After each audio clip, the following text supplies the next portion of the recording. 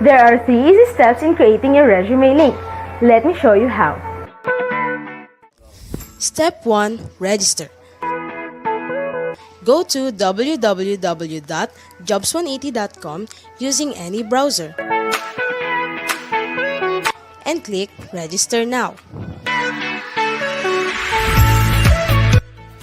Fill out all the information needed.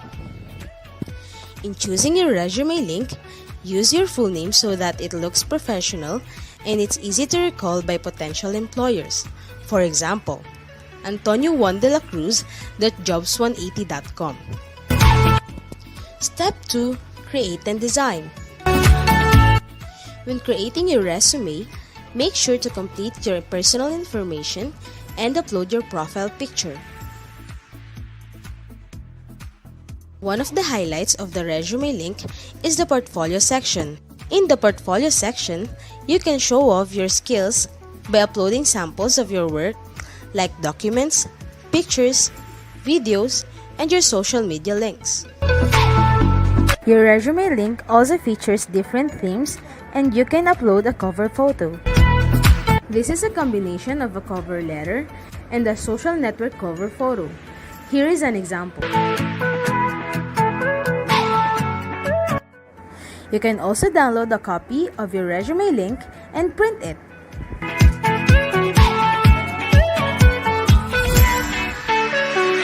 Step 3. Apply for a job. There are many ways to apply with your resume link.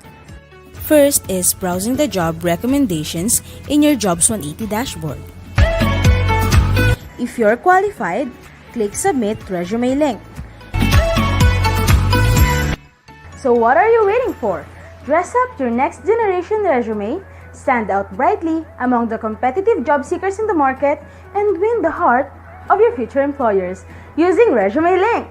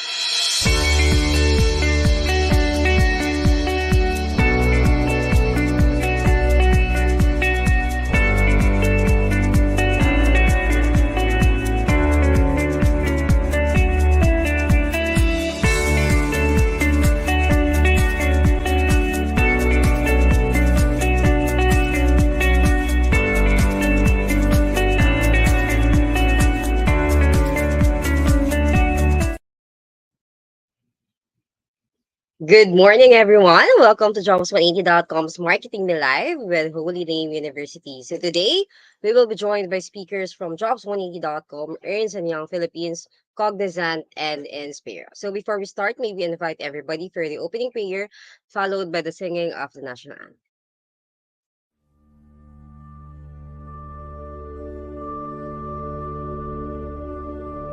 Praise God from whom all blessings flow.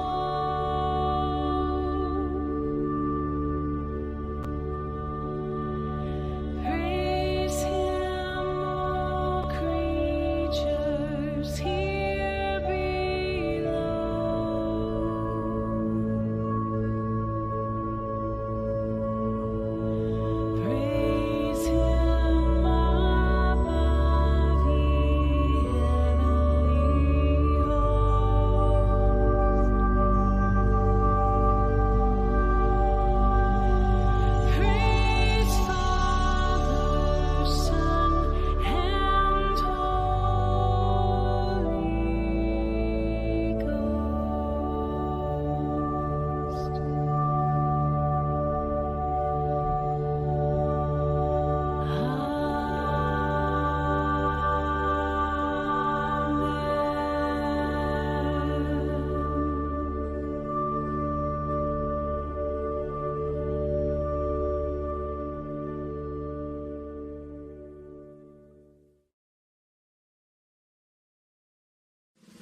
mga kababayan, ang pambansang awit ng Pilipinas.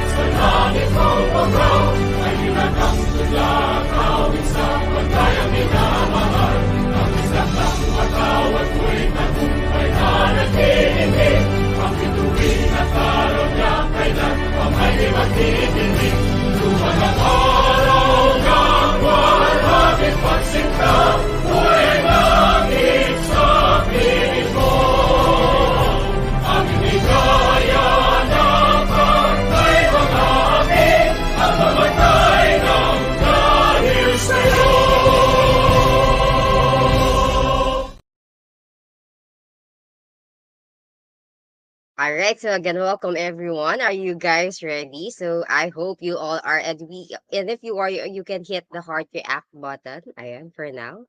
And by the way, my name is Joyce from Jobs180.com. I will be your today's host, and we are live via Jobs180 Facebook and Jobs180 YouTube page. And we hope that everybody is excited to learn new things today. And please, do not hesitate to share this live to your friends para sama-sama tayong matuto ngayong umaga. All right, so to officially start today's session, may we invite Ms. Janine Solpot, the Alumni Affairs, Scholarships, and Job Placement Office Secretary from Holy Name University, to give us the opening remarks. Thank you so much to our virtual moderator, to our guest speakers, the Jobs180.com team headed by Mr. Kim Chua, and to our graduating students, good morning. This activity was on hiatus for more than a year due to the pandemic. The goal of this webinar is to help our graduating students to be guided as they are about to set foot in their chosen profession. It is my sincere gratitude to each and everyone for taking part in this webinar. It is also my honor and I'm pleased to welcome you all. May this be a stepping stone for further development and learning. Once again, thank you and good morning.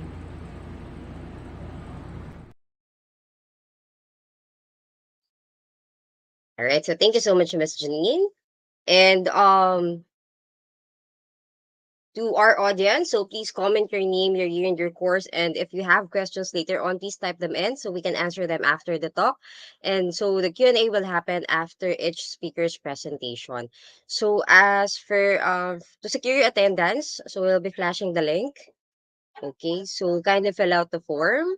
So this will serve as your attendance for today's session. So let us know if you can open the link. So we'll let Ms. Janine know if the link is working.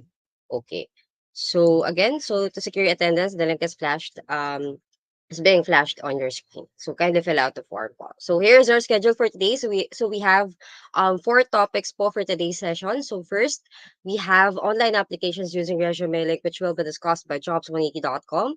Second is top skills employers look for by Ernst& Young or EYGDS. Next is new normal work environment by Cognizant. And last topic is developing strong work ethics by Inspire. So again, shout out to everyone who is here na again. Please comment your name, your year, and your course. And as we go along, please type in your questions so we can read it later. Please, huwag po kayong mahihimang magtanong. This is your chance to ask before you face the real adulting thing or the world of work. Okay, so kilalanin na po natin ang ating unang speaker. So for our first topic, which is job applications using ResumeLink, our first presenter has 20 years of experience in sales, marketing, business development, customer service, operations, business process, and human resources. As a trusted resource speaker, he has done over 1,000 plus career development seminars in more than 400 plus colleges and universities nationwide. So the managing director from Jobs180.com, Mr. Kim Chua. Sir Kim, take it away. Everyone. Good day to all of you. My name is Kim Chua. Don't forget the wa, baka Kim Chu lang maalala nyo. And I'm here to share to you about the most secure tool for job application. This is how you can market yourself more effectively and the different ways to do that. Okay, so let me start. Now, when you apply, you probably have a checklist if you're using the right tool. So just go along with me if you have the right, if you have the same checklist that I have. So ito yung mga things na like kong tinatandaan, no? Will my tool or will the thing that I'll be using help me to stand out? That's the first item that is very important for me. Kailangan mag-stand out ako kasi dami-dami kong kasabayan kalaban sa pag-apply. Another thing in my checklist is that do I have more than one file? Because oftentimes I have a lot of files. May academic records, may mga government IDs, ang dami mga kailangan hingiin ng mga companies. So I'd like to put them all in one file. And this tool helps me to do that. Okay? Another thing that this tool can do is that it allows me to make the process more efficient. Mas napapabilis yung pag-apply. No? Hindi na napapatagal yung pabalik-balik. So, mas mabilis din syempre tayo maka-move forward. Di ba? And another thing that this tool can do is that wala tong bayad. Mukha lang akong salesman pero libre po ito. Okay? So this tool is absolutely for free. The most important in my checklist is that this tool, okay, makes my information secured. And I think this is the most important question. Do you want your information to be secured? I hope your answer is yes. Okay? And so with that, let me show you ano tong tool na ito. This tool is called ResumeLink. ResumeLink by definition is the most secured tool for job application. Okay? This is a personalized URL. It is a link that anyone can open online anytime, provided that they know the link. So let me use an example. If you are John Santos, just in case lang, your name is John Santos, your resume link would look something like johnsantos.jobs180.com. Ganun lang kasimple. So how do you make one? Okay, how do you make one? Now, the first step is for you to register. This is absolutely for free. Wala itong bayad. Okay? So what do? You go to www.jobs180.com and that is where you now register. Okay? As you register, you just simply fill out the information. These are the basic information. You have the account details, you have your personal information, you have your education background, and just in case you have your work experience, whether it's OJT or it's part-time job or whatever yung work experience na yan, then you proceed to that work experience page. Pero pag wala, hanggang dyan na lang tayo sa my education information. Okay? After doing so, you now start to create your resume link. So ano ba ang basihan ng resume link? Kadalasan, ang resume link natin, we base it on our name. We base it on our unique name. Okay? So as an example, if you're John Santos, then you say johnsantos.jobs180.com. Now, what about during scenarios where you create your resume link tapos may nauna sa inyo? May ibang John Santos, may kapangalan ka, no, nauna sa inyo. Ano mangyayari? Magkakaroon na red na box. Sasabihin niya, this name has already been taken. Now, okay, malungkot pag taken na. Okay lang. Maging creative lang kayo ng konti. Pwede mo balik na rin. Pwede mo sabihin Santos John. Okay, you can also say Santos J. O kaya J Santos. O kaya JS. Di ba? Or SJ. Depende sa link na gusto mo gawin. Basta importante, wala kang kapareho kahit kayo may kapangalan. Now, another thing I'd like to emphasize here, wag po kayong OA. Pag gumawa kayo ng resume link, huwag mo gagawin tipong nakalagay, cutie pie, lover boy, Barbie doll, di ba? Because it doesn't sound professional. Imagine going to a company and the HR will ask you, do you have a resume? Tapos sasabihin mo sa kanya, meron po, ang resume ko ay eljablo.jobs180.com. Di ba? Baka matakot yung HR sa inyo. So I don't recommend that you do something like that. Just stick to your name. Whatever your name is, it will sound professional. Okay? Now, in creating a resume link, you have to use a valid email. Emails like Yahoo, Gmail, Rocketmail, any email, basta nabubuksan nyo, wag na wag ka lang gagamit ng facebook.com na email. Okay? Do not use something like, example lang patrick@facebook.com na email. Do not use patricia@facebook.com na email. Okay? In short, do not use @facebook.com na email. Because if you use @facebook.com, you will no longer be able to receive notifications being sent to you by the companies as well as jobs180.com. Okay? So use something that you can open. Why is it important for you to open your email? Because you have to verify your account. Okay? Remember, pag nag-verify, yan ang ebidensya na ikaw nag-register talaga. Yan ang proof. Diba? And at the same time, if you verify your account, then you'll be receiving notifications from the companies as well as Jobs180. If you do not verify your account, hindi nyo na po marireceive yung mga notification ng mga companies. So, sayang naman. Diba? Might as well verify your account first. Okay?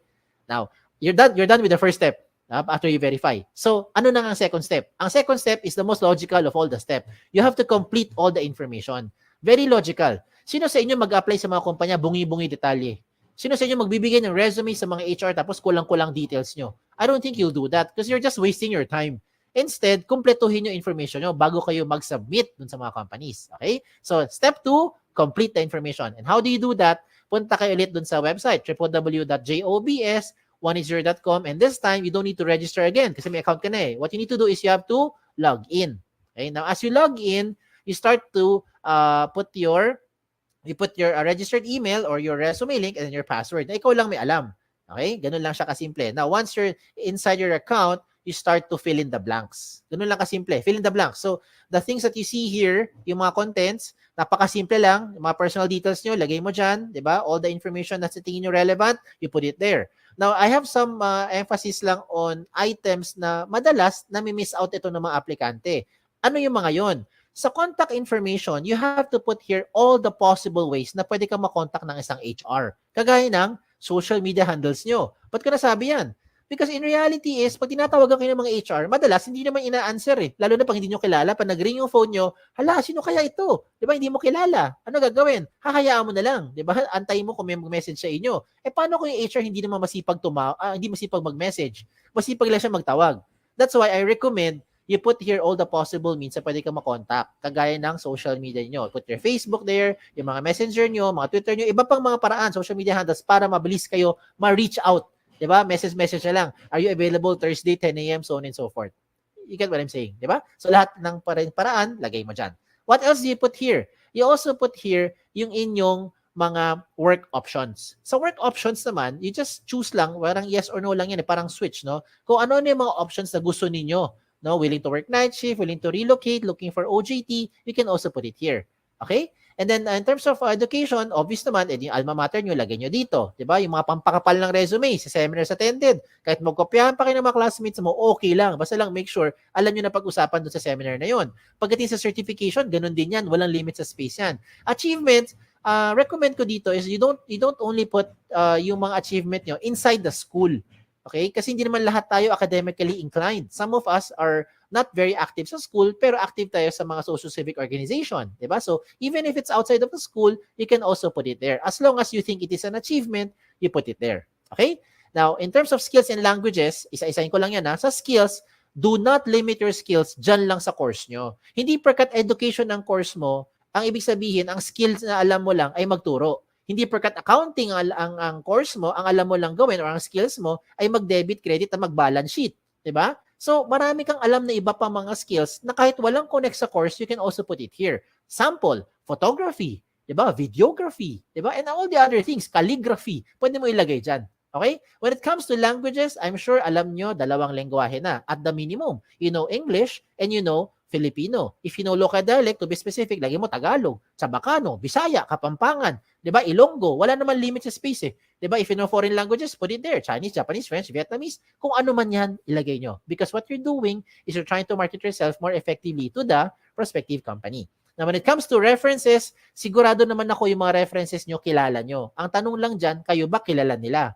Kasi madalas pag tinatawagan namin yung mga references nyo, hindi kayo maalala. Yung pinakamalupit dyan, hindi talaga kayo kilala. Okay, so please advise yung mga references nyo na ginawa nyo silang reference para at least they know what to tell about you. Okay? Now, at this point, I'd like to highlight yung mga things that you don't find in a traditional resume.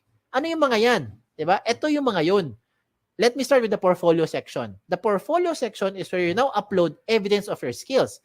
And I think with this day and age, dito pumapasok yung efficiency, no, ng ating application sa mga companies. Because oftentimes, when we apply to companies, marami mga hinihingi, mga pre-employment requirements. They will ask for mga documents, mga proof that is showing na yan talaga yung mga skills nyo. So, kung ano man meron yung mga documents, you can now take a picture, you can scan them, and you can upload it here. Example, government IDs. Diba? Meron ka mga transcripts, academic records. Diba? You can put that there. Okay? Kung meron mga medical clearance na kailangan, ganun din. Hindi na kailangan magpabalik-balik sa company. Oh, ayos ba? Oh, eto pa. Ba? But wait, there's more. Ito na yun. Etong isa pang gusto ko i-recommend sa inyo, yung tinatawag natin selfie video. Nowadays, I think, it is not very difficult to create a selfie video. Diba? Ito may TikTok nga kayo eh. Diba? Alam mo naman paano gumawa ng selfie video. So I don't need to teach you how to create a selfie video. What I need to share to you na lang is yung anong kailangan sabihin pagka gumawa ka ng selfie video. Okay, this time, what I recommend is you say something interesting about yourself. Okay? So, you pretend that you're being interviewed by the HR. Di ba? Ano yung mga tinatanong sa atin? Why should we hire you? Di ba? Tell me something about yourself. Why should we consider you among all the other applicants? O, di ba? Ang kagandahan ngayon is you create that video for about 1 minute or less. Hindi kailangan sobrang haba, no? Mga 1 minute lang or less. Pero ang maganda rito is na-evaluate na nung HR yung inyong communication skills. If you can speak in English, then I recommend you speak in straight English. But if you cannot, it's okay as long as you're able to show your personality.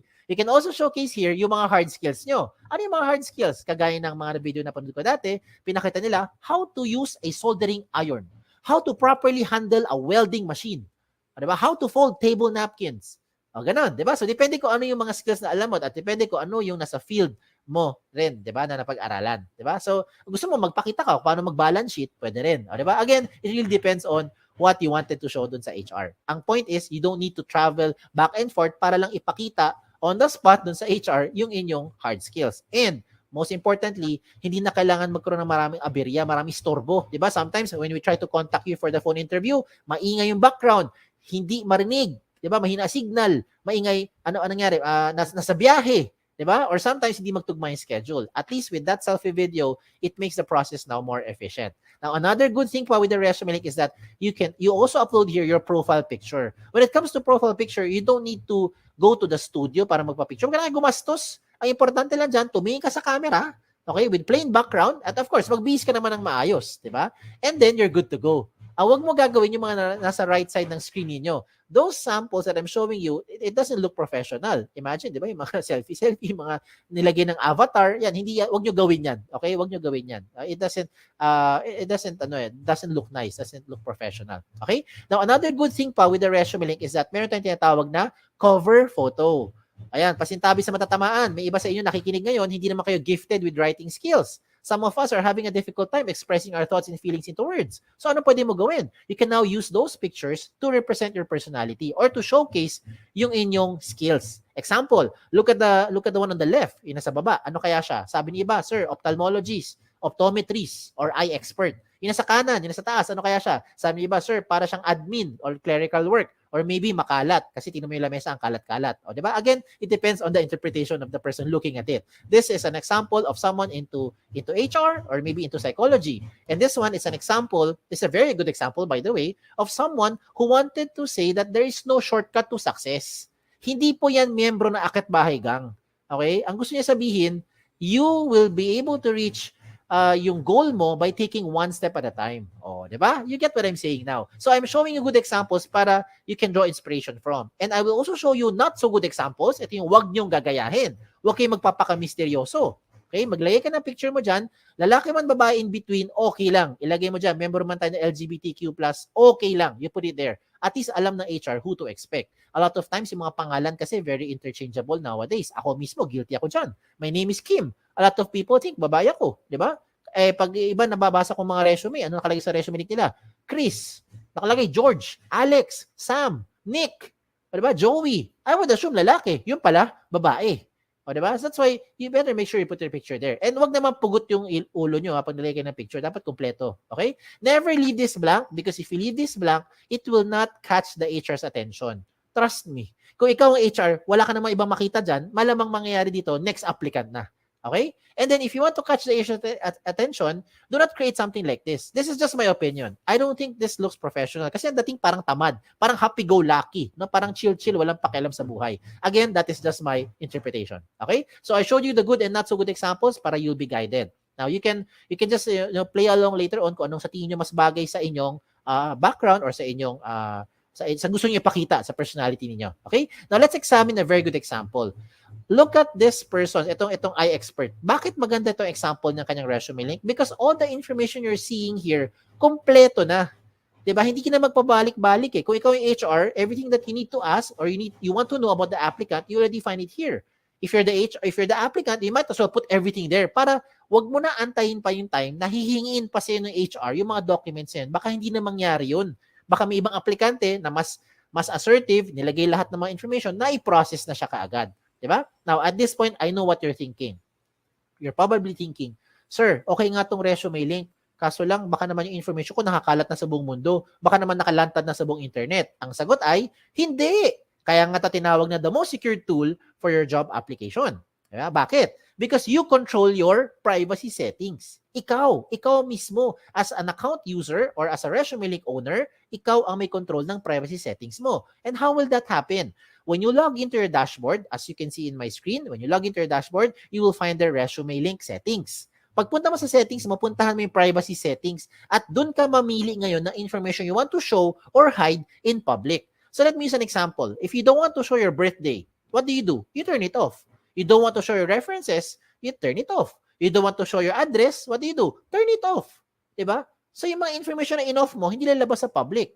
Now, if ever lang you decide to change your mind, ang maganda dito sa ResumeLink, updated yan, real time. As in real time. So 5 minutes later, you want to show your birthday, turn it on. What happens? Lahat ng mayroong alam ng ResumeLink mo, alam na niya yung birthday mo. Diba? If 2 days later, you want to show your address, you turn it on, you save your profile, lahat ng may alam ng ResumeLink mo, alam na rin yung inyong address. You get what I'm saying? Diba? So, depende na sa inyo kung ano gusto mo i-on or i-off.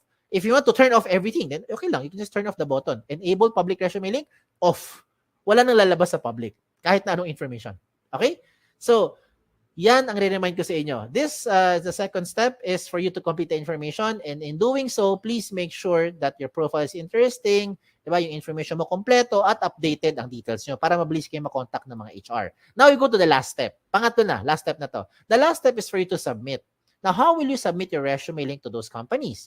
You might be thinking you want to explore opportunities outside of the Philippines. Maybe you want to join some job fairs later on. You want to apply online. You want to, marami, walk-ins, diba? Depende kung ano, kasi bumabalik na yung face-to-face ngayon. So, lahat ng mga ipapakita ko sa inyo, lahat ito, practical application. Lahat yan, makaka-relate kayo. Ano yung first one? The first one is you go online. Of course. Diba? Yun ang fastest way. You just connect via your phone, via kung ano man gadget mo, go to jobs180.com, search for companies. And by the way, speaking of search, you can only search for company, tatlo lang pwede mo i-search ha. Search for company name, position title, and location.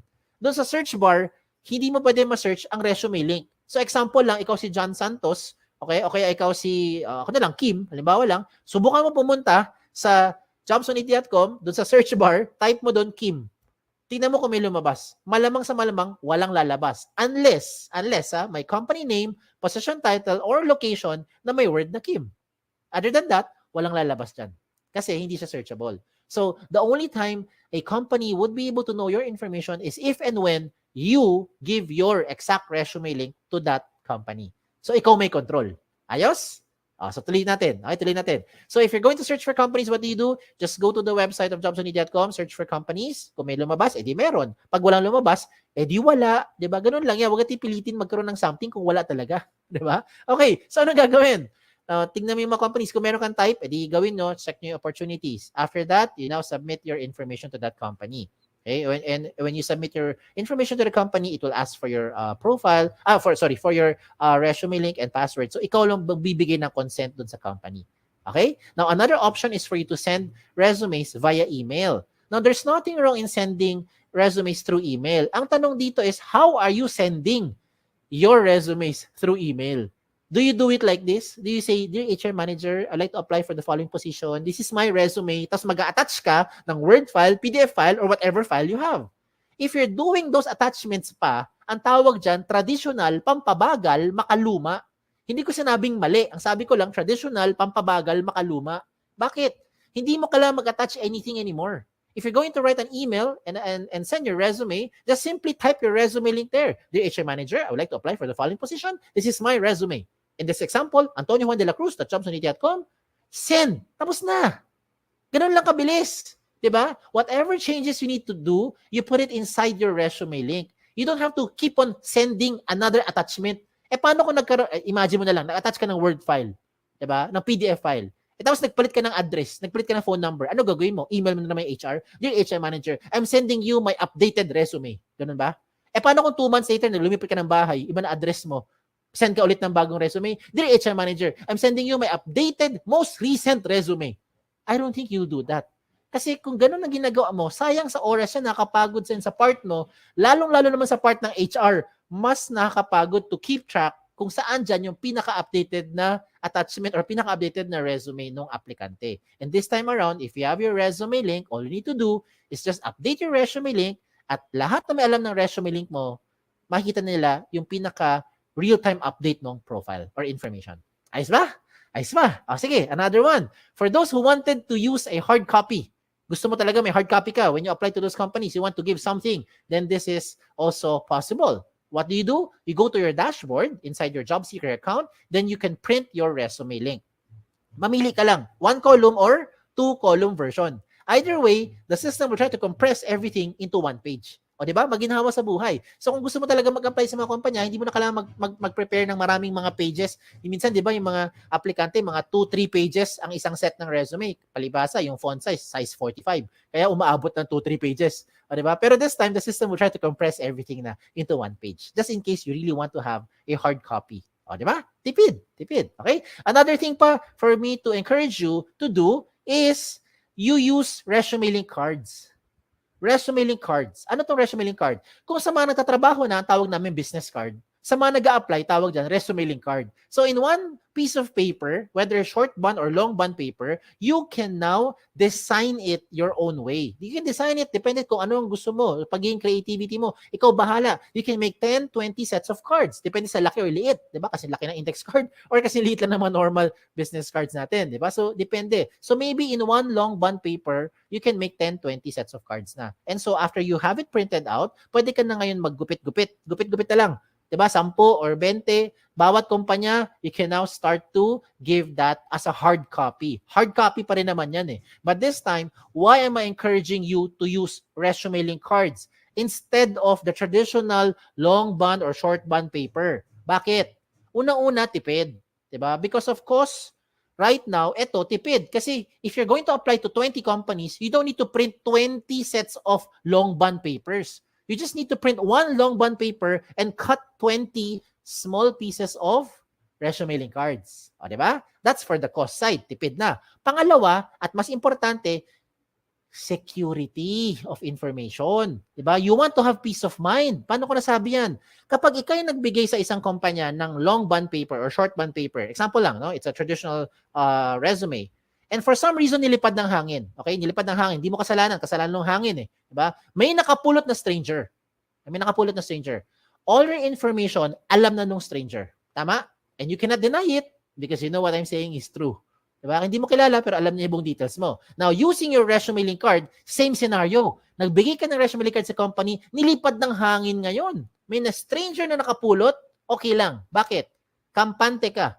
Kasi yung resume link, ikaw may control ng privacy settings mo. That's why, in your resume link card, what I recommend, you just simply put your name and your resume link. Dalawa lang. That's it. If you want to put your mobile number, it's okay. It's up to you. You can put it there. Diba? Pero ang point ko is, resume link, pwede na siya makita ng mga HR or mga companies na bibigyan mo. Diba? So you have peace of mind now. Okay? So there's a lot of advantages using resume links. In fact, doon pa lang sa privacy portion, panalong-panalo ka na. Ikaw ang may control ng privacy settings mo real time.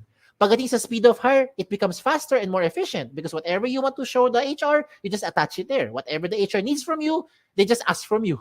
Diba? You take a picture, you scan them, upload it there, and later on, pag okay na, you now turn off yung privacy settings mo. Diba? Or you can remove them in the attachments. Diba? Cost efficient, definitely wala tong gastos, tipid. Diba? If you're thinking, ay sir, paano po yung internet? Kailangan ng pang-load.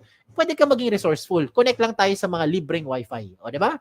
And then, pagdating sa flexibility, if you really want to have it printed out, yung inyong resume, you also have the option to print it out. That's like how I showed it to you, 1 column or 2 column version. Either way, it's really up to you. Pero ang point ko is, resume link na lahat yan. Okay? And you can use this to any platform, whatever platform you want to share it to. You want to share it sa mga messenger nyo, you want to share it sa email, sa Viber, sa text, di ba? Gusto mo, kaya ko bahala. Di ba? Gusto mo, sulat mo sa papel, tapos gawa ka ng airplane, palipad mo, di ba? May nakakuha, alam niya yung resume link mo. Ikaw bahala. Okay? Ikaw may control kung sino ang gusto mo bigyan.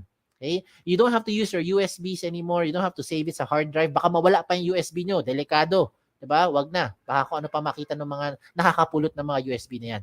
Okay? So you don't need to worry about compatibility as well because this is compatible to any platform. If you're using Android, you're using Safari, kung ano magamit mo, pwede yan sa kahit anong version. Okay?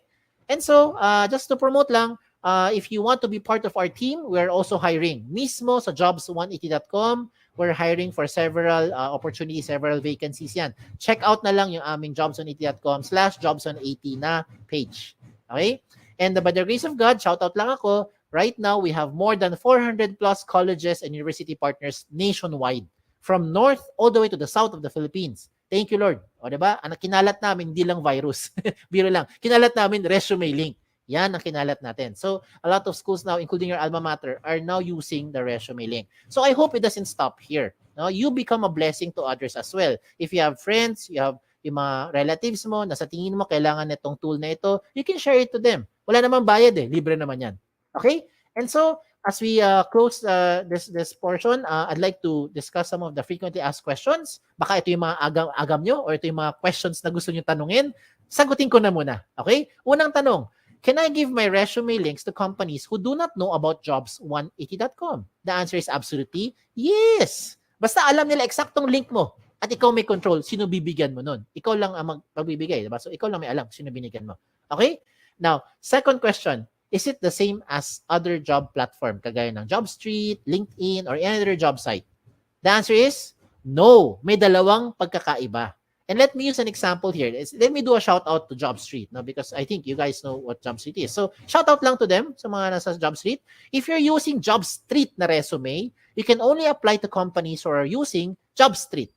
If you're applying to a company who is not using JobStreet, you cannot use your JobStreet resume anymore. Pero pag gamit mo yung resume link mo, pwede mo yung gamitin kahit na saan, kahit na kanino, kahit na anong platform. Diba? Basta alam ng HR yung eksaktong link mo at ikaw magbibigay nun. That's the first difference. Second difference, if you have already submitted your JobStreet resume to an HR, you cannot change anything anymore. Well, you can on your end, but it will not be reflected on the HR. Hindi siya magiging real-time update.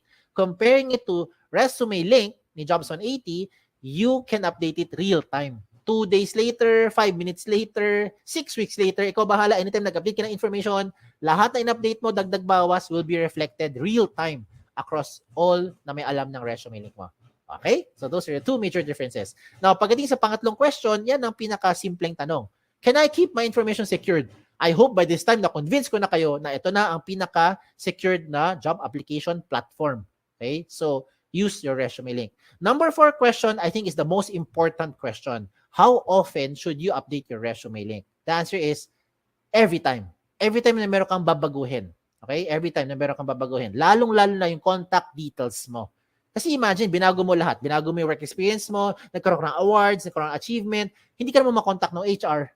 Wala rin, di ba? Sayang din. That's why you have to update yung contact details nyo. Okay? And the last question is just a trivia. Trivia lang, palaisipan. Why is this called jobs180.com? This is called jobs180.com because we want to turn your life around 180 degrees. And in case you're wondering, no, you wanted to raise a concern, bakit hindi po 360? Kasi pag 360 degrees, you only go back to where you started. Ikot ka lang na ikot, wala kang pupuntahan. 'Di ba? Bumabalik ka lang kung saan ka galing. Oh, ha? Oh, 'di ba? Char lang 'yan. Okay? So, anyways, again, kung meron pa kayo ibang questions, just in case you have questions, okay, you may send those questions here through our website, www.jobs180.com. You can also email us or email me here sa info@jobs180.com. You can like us on Facebook, also Twitter, Instagram, pati na rin sa TikTok. Okay, so check us out on all our social media platform. Okay? Again, my name is Kim Chua. Don't forget the wa. Okay? Isang magandang araw po sa inyo lahat. Thank you.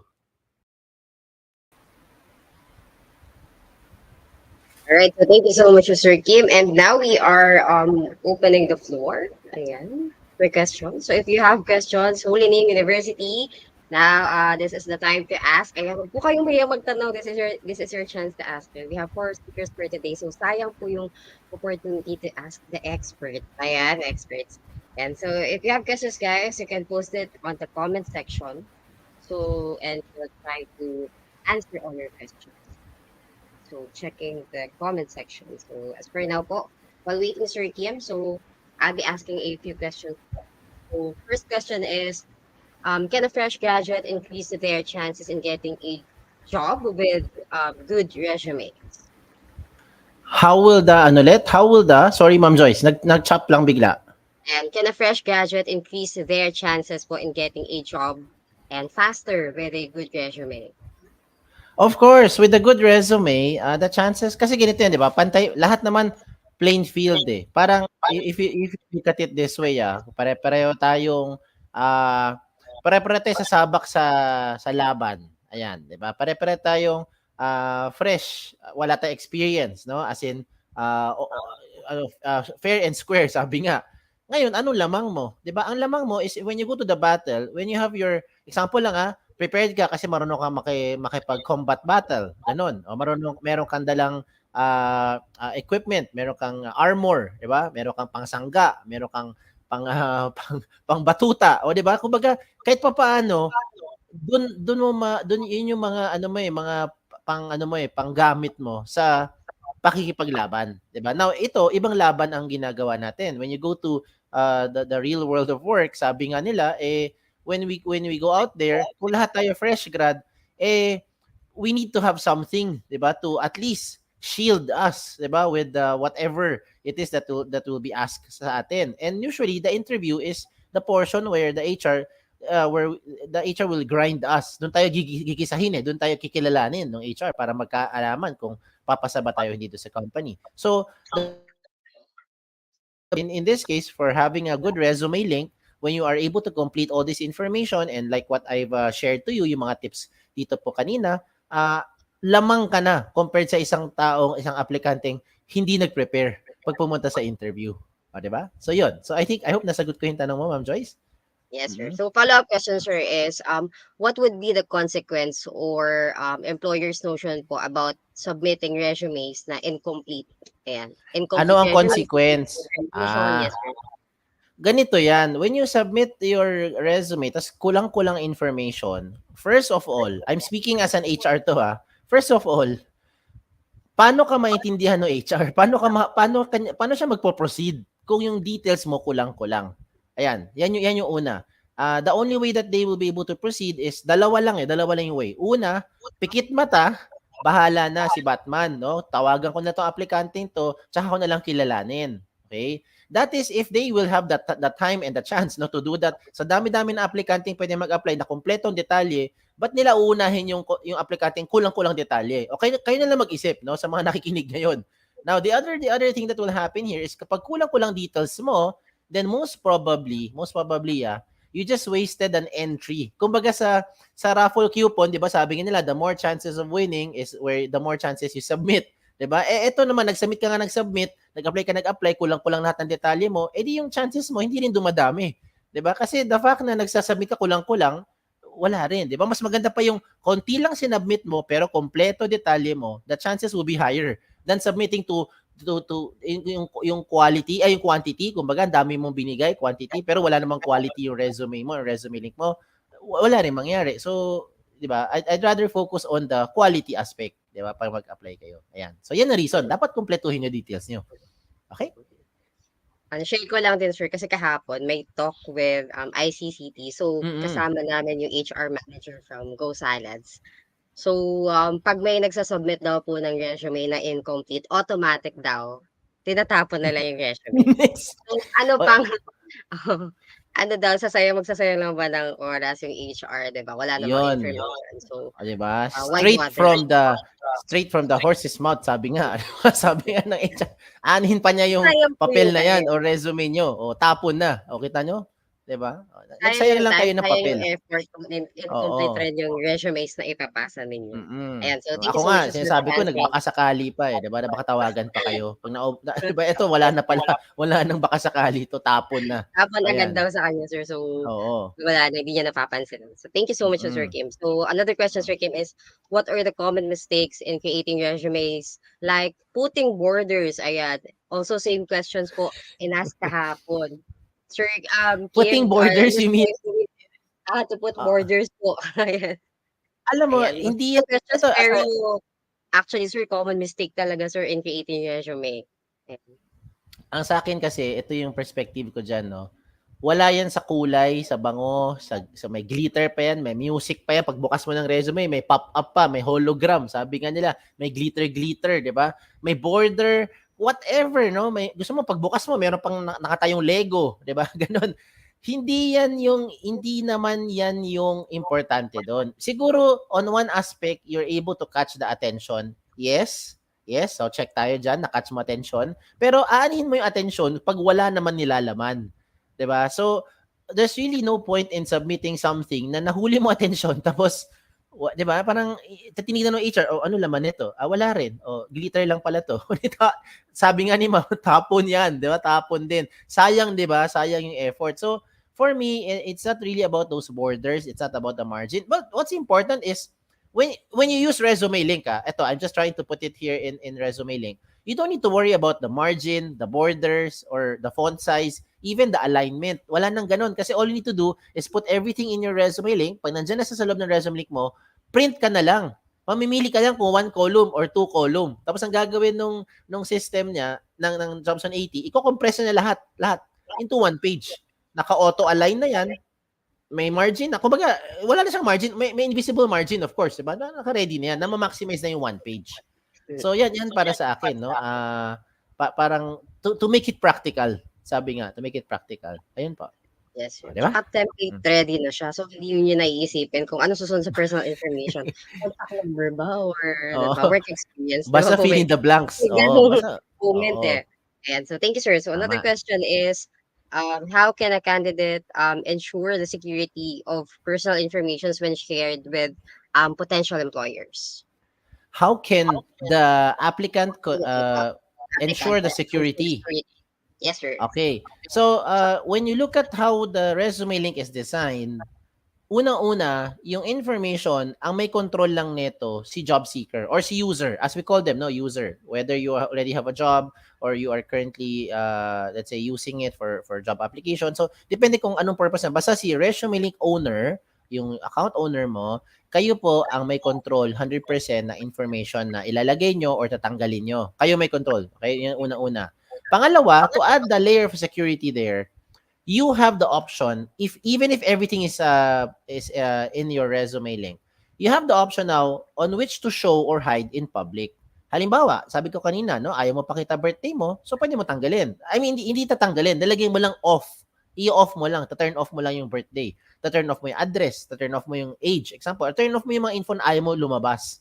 Diba? Ngayon, ang maganda dyan din, pangatlong layer pa, real-time update. So depende yan sa panahon, eh, di ba? May mga times na naghahanap ka ng trabaho, may mga times na happy ka working. So hindi naman every time na nagharap ka lagi, di ba? So anong gagawin mo? May mga scenarios na pwede mo i-turn off muna yung mga notifications so you're not getting any of those details.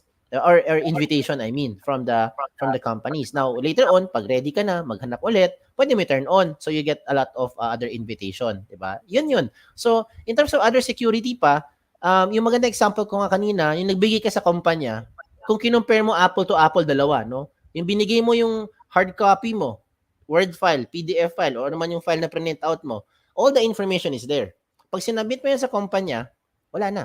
Kahit ano, wala na. You don't have peace of mind because you don't really know what will happen to that piece of paper. Kung may nag-photocopy nun, halimbawa lang extreme, may nag-photocopy, pinariso pa. Tapos yung reason niya, 500 pieces, isang bundle ng bond paper. Yan ang pinamigay niya, ginawang flyer, no? Parang sa bawat tao dumadaan sa office nila, pinamigay niya.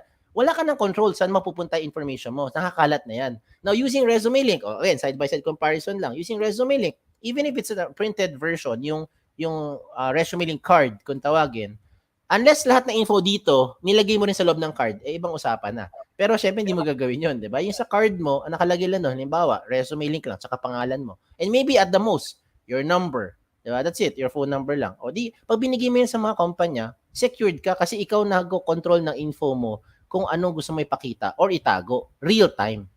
Di ba? Ayun. So, for me, it's really, really flexible in terms of security. Tapos, super tight because ikaw may control. Yun lang yun. Ikaw, as a user, as a job seeker. O, di ba? Alright, thank you, Sir Kim.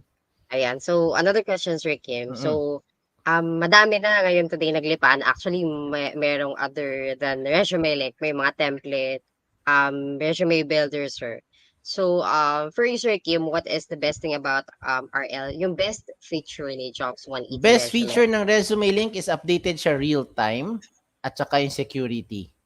That for me is the two best features nitong resume link.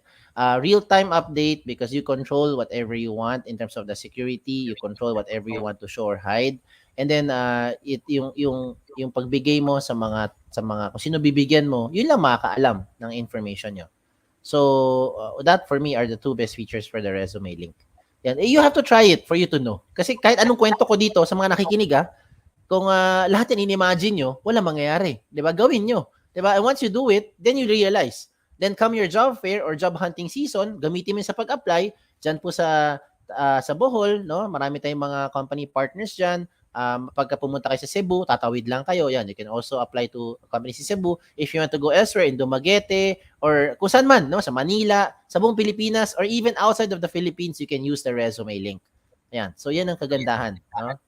Yan. All I hope right. nasagot ko pa yung Thank you tanong so mo. much, Sir Kim, for answering all my questions. So I think nahihiya pa po ang Holy Name University kasi first speaker pa daw again. So nag-iipon pa Mga sila, holy sir, name ng yan, nag-warm questions. up pa eh. Oo. Nag-warm up pa. Ayan. So for your answer, final message po sa graduating students ni Holy Name Okay. University before we end.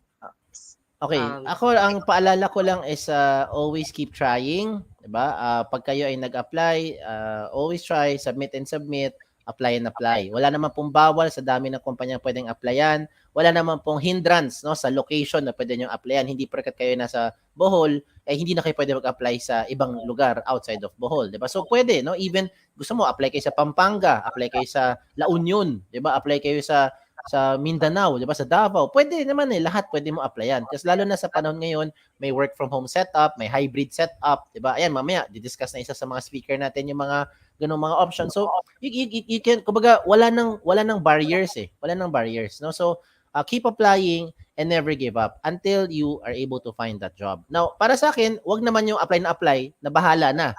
'Di ba? You have to do your research din. Make sure that you check and learn about the company first and the position you're applying for para hindi rin sayang oras nyo. Kasi baka matanong kayo sa interview, isang tanong lang, bookingan na. Tanong sa inyo, why did you apply for this company? Or what do you know about the company? Tapos hindi mo siya masagot nung simpleng tanong na yun, sayang lang naman din, di ba? So might as well, you do your research first. Okay? And then if you look at the screen, may nagsuscroll dyan ngayon, mabasa nyo, nakalagay, schools.jobs180.com/HNU.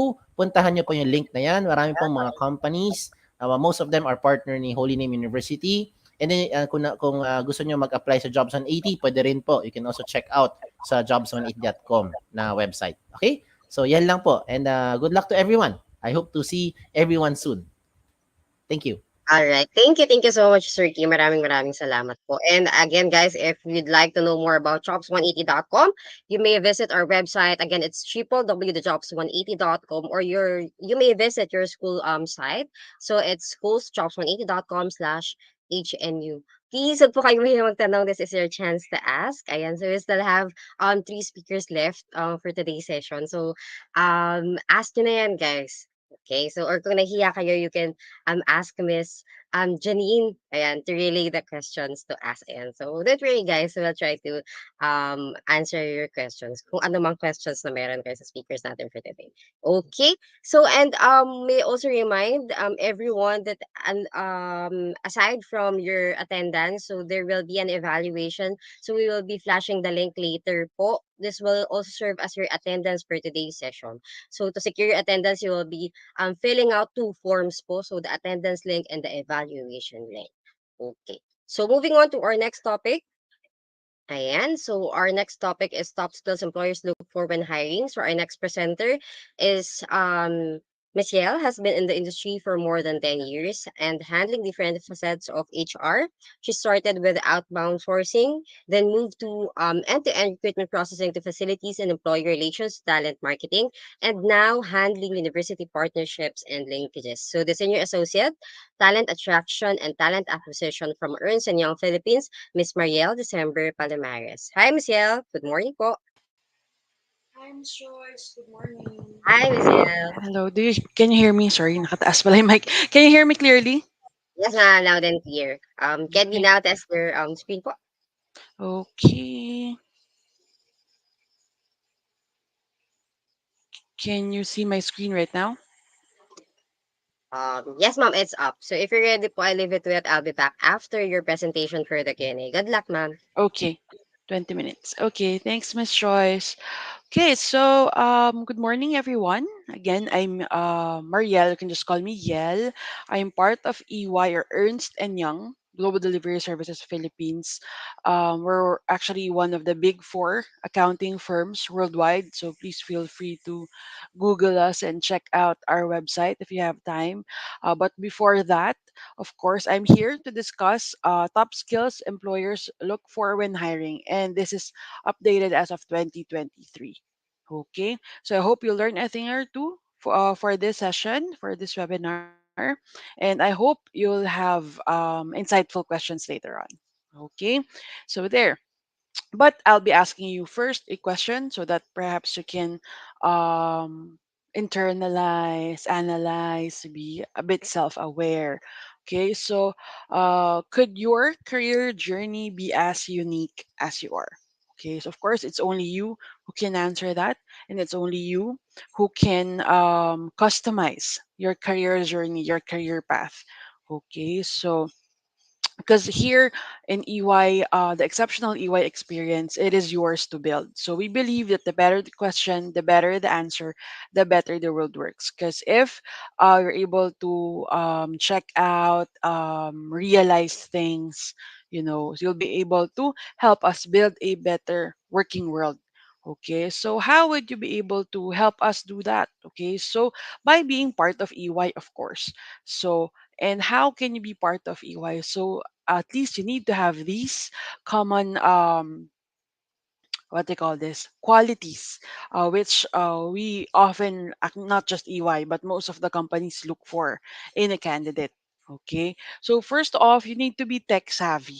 Okay, so as technology becomes more integrated into the workplace, employers are looking for candidates who are comfortable with various software programs and technology platforms. So not just Microsoft Word, not just Microsoft PowerPoint, not just Microsoft Excel, okay, but a lot of programs that are commonly used in the office. Okay, so for example, if you'll be part of an office who usually use Microsoft Teams, so you'll be using the notes side as well. You must be aware on how to use OneDrive and Outlook and other things that you will be using eventually. Okay, and you must of course know how to analyze data.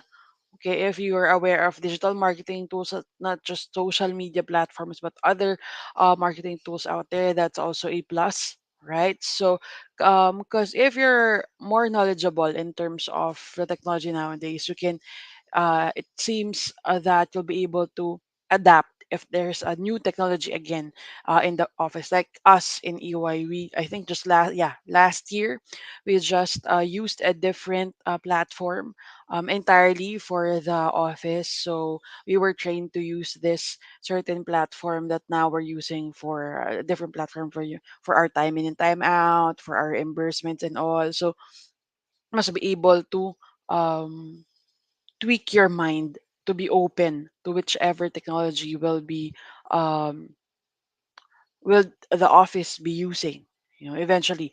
All right, let's say if they want to use AI, for example. I've been to virtual career fairs also that uses what they call this avatars. So there's like small images of that we can customize will somehow look like me in the digital space, and then the avatar is just walking, moving around, right? So those are the technologies nowadays that are often being used. So might be if you have extra time, you familiarize yourself with those. And also, if you're aware already on how to use common Microsoft Office tools, for example, then you can perhaps dig deeper into it. Like for Excel, if you're used to it just being Excel as a worksheet, then check if you know how to pivot the data already, and check if you can already know if you know how to check on duplicates if you have 10,000 data. Okay, so how you'll be able to check the duplicates, there's a process I cannot share with you. It's a bit long.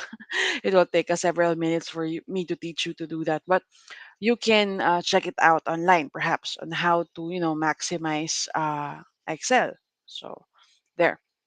And of course, emotional intelligence. Okay, so, soft skills like EI have always been important. So they are even becoming more and more critical this year. Okay, so of course, why? Because employers want individuals who can manage their own emotions, especially in a certain tight situation. If it's crunch time, we normally use that when we say crunch time, you're nearing the deadline, so all the pressure is there. You know how to handle, let's say, difficult colleagues, right?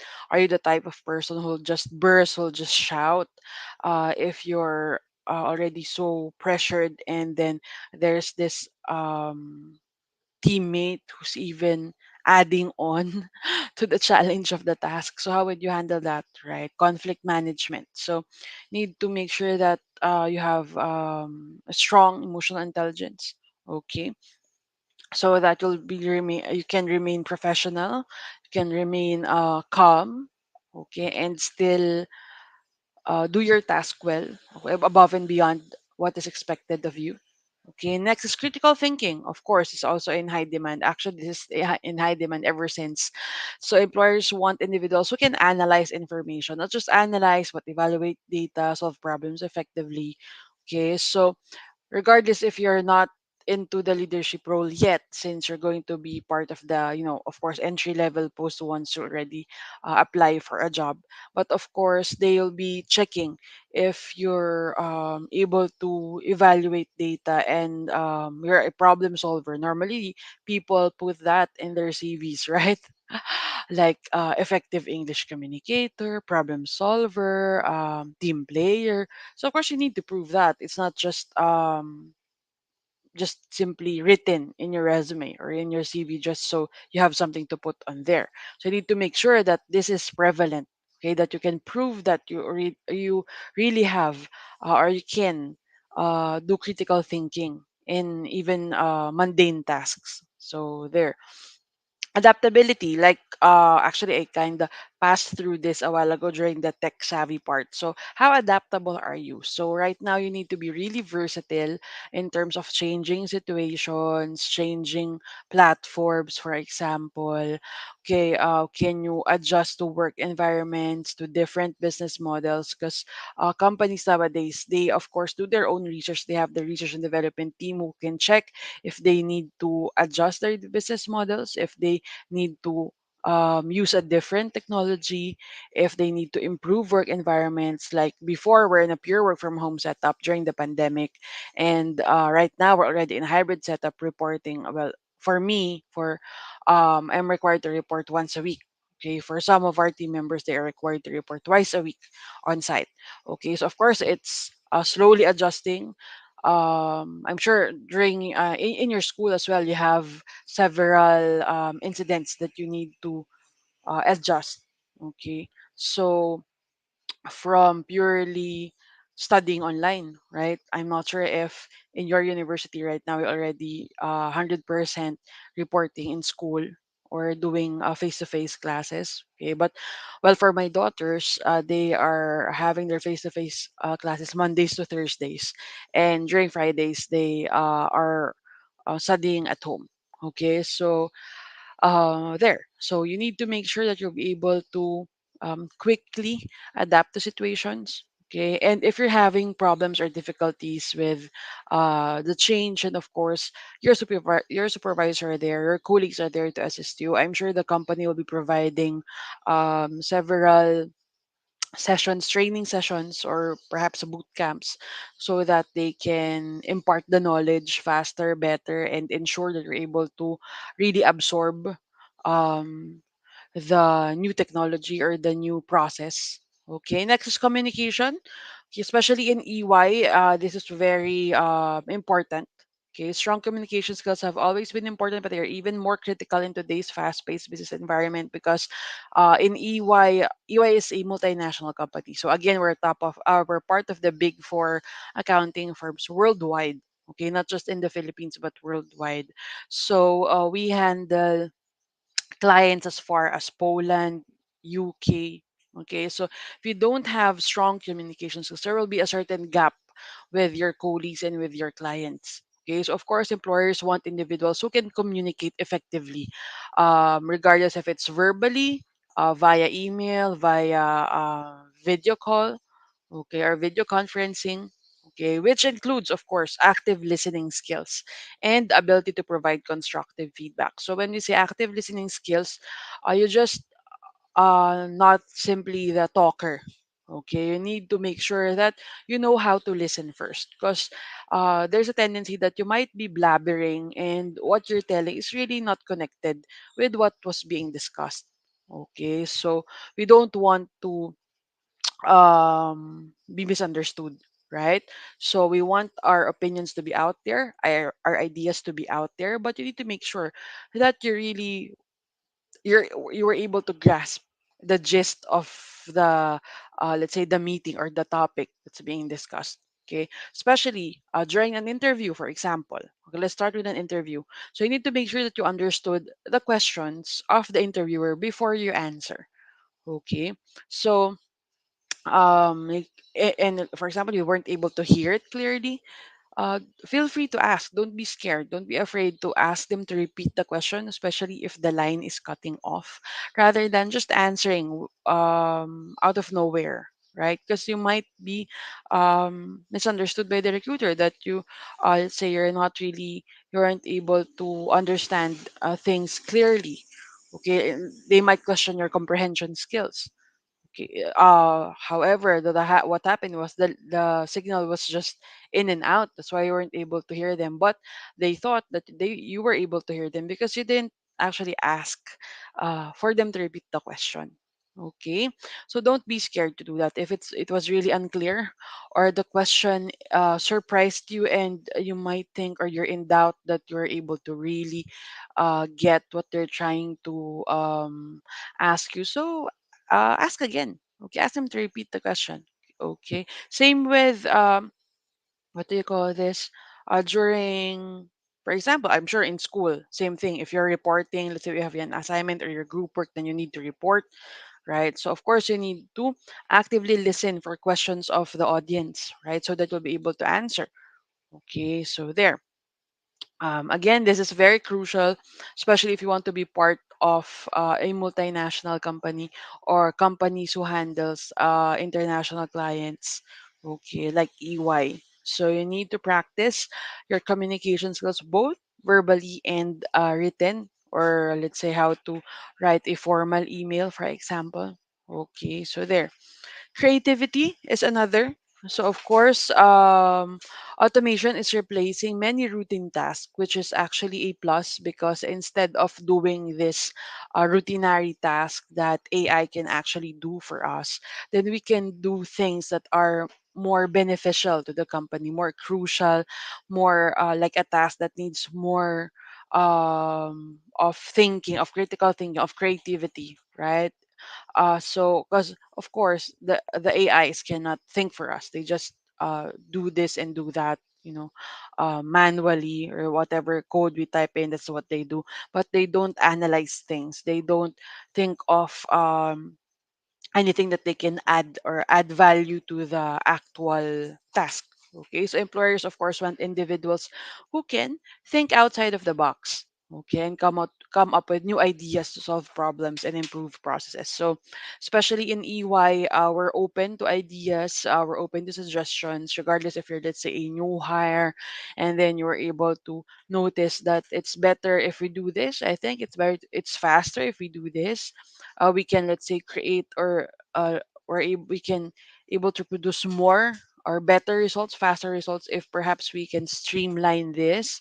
Okay, and you can suggest that. Okay, so those are the things that I mean, those are the advantage of having an employee versus having an AI, of course. So we don't need to see AI as a competition, but actually something that can help us do more important tasks, right? So there. So of course we need to strategize and we need to improve. We need to check the points where we can, let as I say, what is your room for improvement? Right? You need to be open with that. You need to be, because once you detect that, then you can improve overall processes, right? So next is leadership skills. So I'm sure your school already taught you this and taught you the importance of this and trained you to or hone your skills to be, to have this certain leadership skills. Some people are born with leadership skills, but of course for the rest you can learn it. Okay, so employers of course want individuals who can motivate and inspire others, communicate effectively, and make strategic decisions. Okay, so because some people, there are actually very smart people that you think can be a good leader because they're really smart. You think their intelligence is above and beyond. Um, they are critical thinkers and analysts and all. But then again, they lack people skills. Okay, so sometimes what happens is that since they're really intelligent, they want things to be done fast and they expect people to understand things as fast as they understand what has happened or what is the entire task. They don't have the patience to motivate and inspire others, to teach others, to simplify things so that other people can understand it better or quickly. They don't have the patience for that. Okay, what they just know is that they're intelligent, they're smart, they can do this, they can do it better than anyone. Okay, but leadership skills are I mean should be present in individuals in terms of, let's say, you'll be able to help your colleagues or at least other people to be a better version of themselves, right? You can lead them to a better path. Okay, so it's not just you who's successful, but the entire team. So that's normally the mindset. Plus, of course, servant leadership should be there. You should be able to know how to. It's like communication and listening, like they're working hand in hand. Same with being a servant and being a leader. Okay, you cannot just be a leader first without knowing or being open to service, right? Like service oriented mindset. Okay, so even if you are not in a management role as of now, or eventually in your first few months, of course, you will be there come, let's say, a couple of years. All right, especially if you're a top performer, then you'll be able to be promoted after a year. Okay, then promoted again after 1, 2 years, right? You'll never know how fast you can be promoted, especially if you can really do your task well. So the management will see that. Okay, so demonstrating leadership qualities can make you a valuable asset to any organization. So that's a good thing if you're, let's say, a leader already in your school, let's say in your class, in your org, or little groups, even just, let's say, little group assignments. That means that you are already trained on how to collaborate, on how to deal with colleagues, how to manage them, right? So there.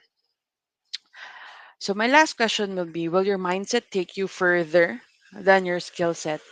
Okay, so again, you need to check how do you see things and what is your goal really in terms of your career. Because if you have that certain skill set that people are looking for, then well and good. Okay, but it's not the end of it. I mean, having just the skills is not the end of, that does not ensure that you will get the part. Okay, how about your mindset? How about your what do you call this?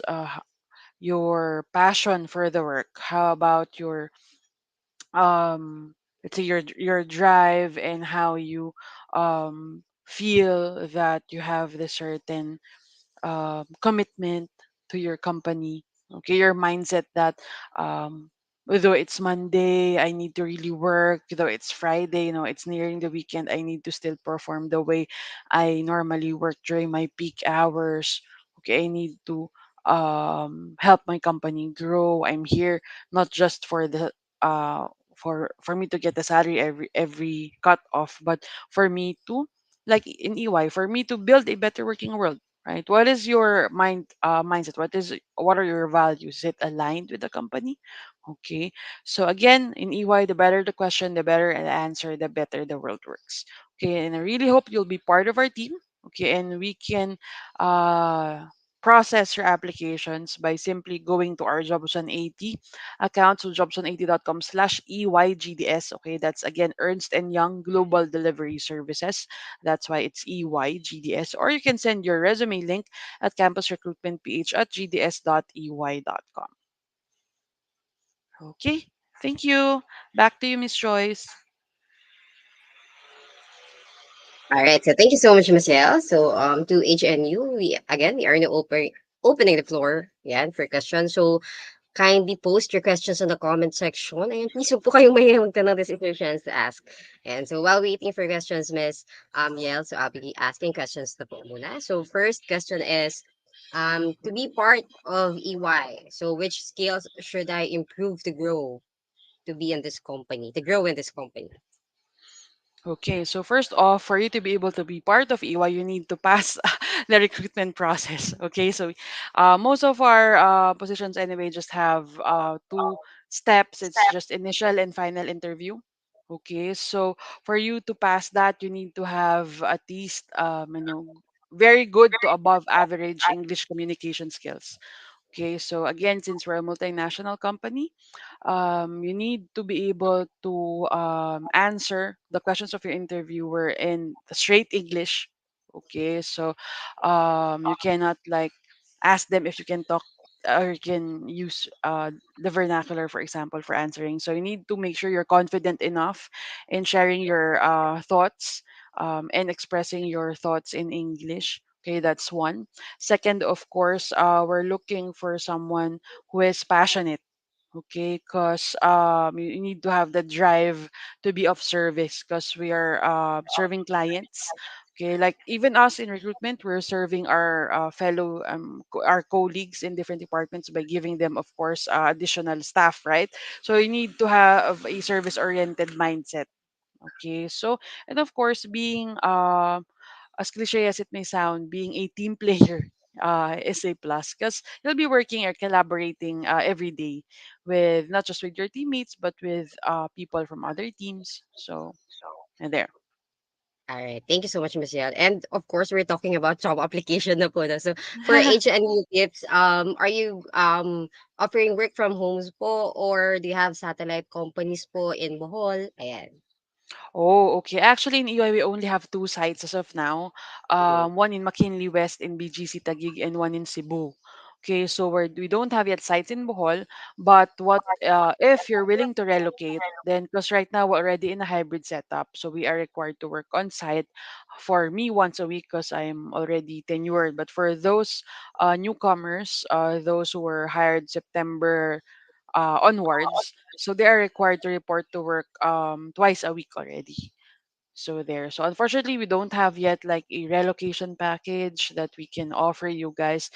But if you have relatives, friends who are living in the metro, then you can try and apply, be part of our team.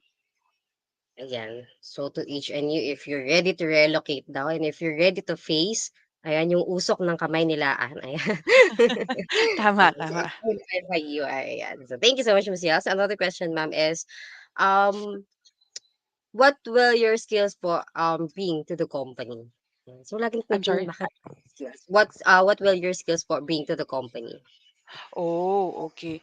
So, cause in EY, they are really open to ideas. So if you're creative enough, you can help the team, of course, adjust, adapt. Especially you guys who are very young. Okay, I think you're like 10, 15 years younger than me. If not 20 years, I'm not sure. Okay, so of course you have something new to bring to the table. Okay, so kami medyo may edad na. So kayo, 'di ba, you're very much aware of the trends, what will work, what might not work, what are supposed to be obsolete already. So you're there also to guide us or to update us, and especially things that you've learned from school. Of course, those are updated knowledge. So you can share those knowledge with us as well. Okay, and I believe each and everyone has something to contribute. Okay, because we have different skill set, we have different expertise, and I believe students from HNU will be able to help us thrive and be a better company as a whole. All right, thank you, Michelle. Michelle, you've discussed about seven skills po earlier po, right? Is it seven? Was it seven? Yes, Tama yes, ba, yes. Seth? So seven, ma'am. Which skills, which skill is most likely to contribute to success in the workplace? Kaya titingnan natin ka ano, diba? Pang Miss Universe yung mga tanong na to. um, that's quite well, that's a good question, a challenging question indeed, because for me personally, I cannot choose between communication and emotional intelligence. It's difficult to handle. Perhaps that's my top two if I need to shortlist the seven. But for me, still, perhaps emotional intelligence will be number one. That's a personal choice because I'm really sensitive. So it took me several years for me to improve my emotional intelligence. I'm sensitive, I'm easily hurt even with constructive feedback, right? So even feedback with your bosses, I tend to cry when I was young, when it was my first job, my second job. Okay. And after that, when I learned to be strong, I tend to be frustrated easily naman, naging mainitin naman ng ulo. So I tend to um, I weren't able to choose my battles, as they say. Kapag mainit ang ulo, pagod, you tend to na pumatol ka na kaagad sa office mates mo. Okay, so and for me, regardless of how good my communication skills is, how good is my critical thinking, my analytical skills is, if my emotion is there, it kind of eats me up. So logic, reason is lost. So plus you might end up like I did way back, being reported to HR because of a certain incident, right? That you weren't able to control your temper. Mhm. Okay, so there, super simple lang yun, Miss Joyce. Parang there's a post regarding our company, and I felt that I need to, what do you call this? Protect my company and fight for them. I didn't know that we're not allowed to do that. Okay, so your intention was good. There's this, netizens sometimes they like put in negative things Mm. of the company. Then, Keyboard um, warriors. Oo, negative words, and then keyboard warriors, and I felt that I need to reply that this person is no longer part of this company, so please don't connect it with us. Hindi pala pwede yon. So we're not allowed to divulge that this person is no longer part of this company. So someone was able to screenshot that and anonymously reported to the HR. So I was summoned by the HR, wherein your intention was good because you Mm. felt that you because you love the company, don't want anyone to tarnish the name of the company, but still, since it's not allowed and your emotion got the best of you, you weren't able to think. Okay, hindi mo naisip na, wag ko na tong patulan, hindi ko naman to kakilala. 'Di ba? So, baka kung ano pang mangyari. So, that perhaps is another advice. You need to be really careful, especially in social media and the internet. Mm. Tulad no, you'll never know, someone was able to screenshot and report it to HR, 'di ba? So, you need to be extra careful with how you deal with things. So, there. Nagka-off po. Thank you so much, Michelle. Ayan, so may pa-backstory si Michelle. Thank you so much, Michelle, for your story. Yan. So, nawala tuloy yung yung tanong ko Sorry for na. Michelle. Mhm. Ano na nga ba yung sasabihin ko? Ayan, another question, ma'am. Kalimutan ko talaga. May sasabihin ako kay Michelle, eh. Yeah. So another question, ma'am, is what are the common skills gaps mo that you encounter in most of your interviews? I'm So, sorry. we'd like to know po. Common skill. Gaps po. Gaps. Yes, ma'am. Okay. Common skill gaps.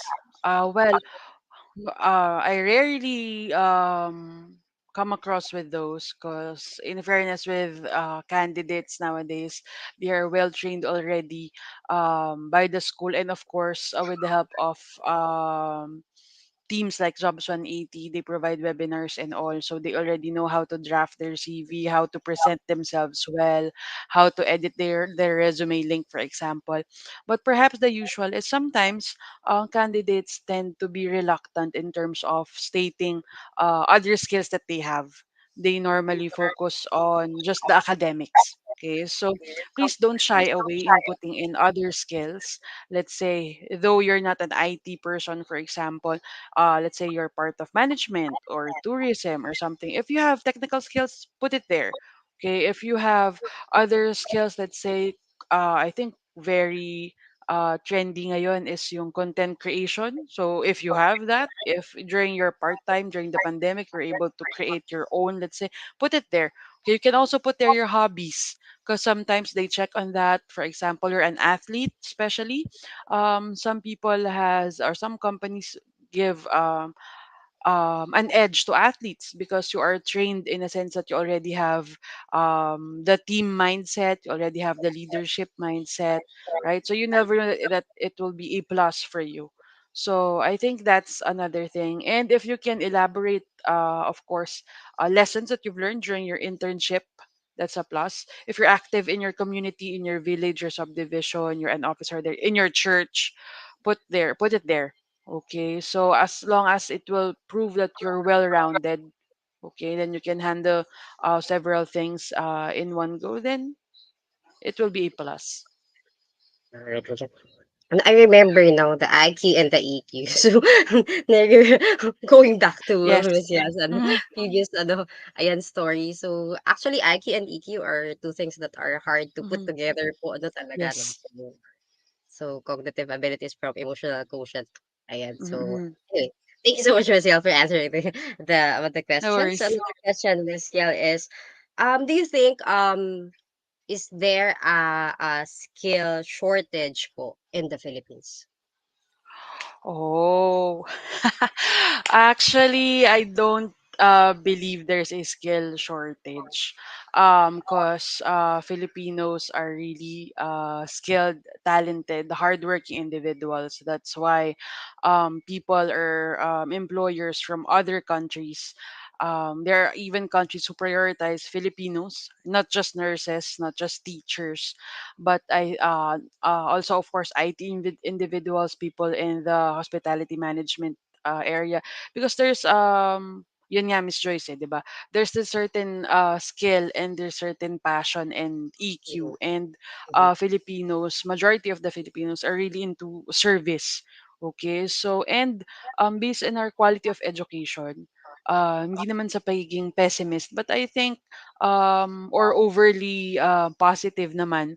But I think universities in the country really do their best, okay, to be at par with international universities. So I think we're ang problem lang is not everyone is being given their own break or their own time to shine, but there are a lot of people there who are I believe diamonds in the rough that they just need to be discovered by recruiters like us. So skills are already there. It's just that opportunities sometimes are offered to specific individuals. But if it will be offered to a lot of various people, various sectors, I'm sure they will be discovering that Filipinos are really skillful individuals. So there. Correct. Ayan. So, correct. Ano ba na sinabi ko? Correct. Ayan, thank you, ma'am. So, another Mhm. question, ma'am. If this ano po, I think happens, or if this scenario exists po, how do you deal with lack of skills in the workplace? Actually, for lack of skills, luckily, almost all companies have their own training team who not just focus on just simply new hire orientation, but training and HR hand in hand. They have, of course, this programs that they are developing for existing employees. Okay, for them to upskill themselves, okay, like in EY, we are, for example, we have partnered with Halt International Business School. If you are willing to get a tech MBA, that's for free. We also partnered with Udemy.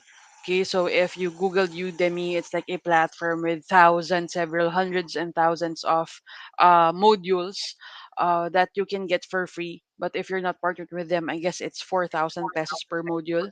But for EY, since we already have an account with Udemy, if you're an employee, you can access everything there, from photography to public speaking, etc., etc.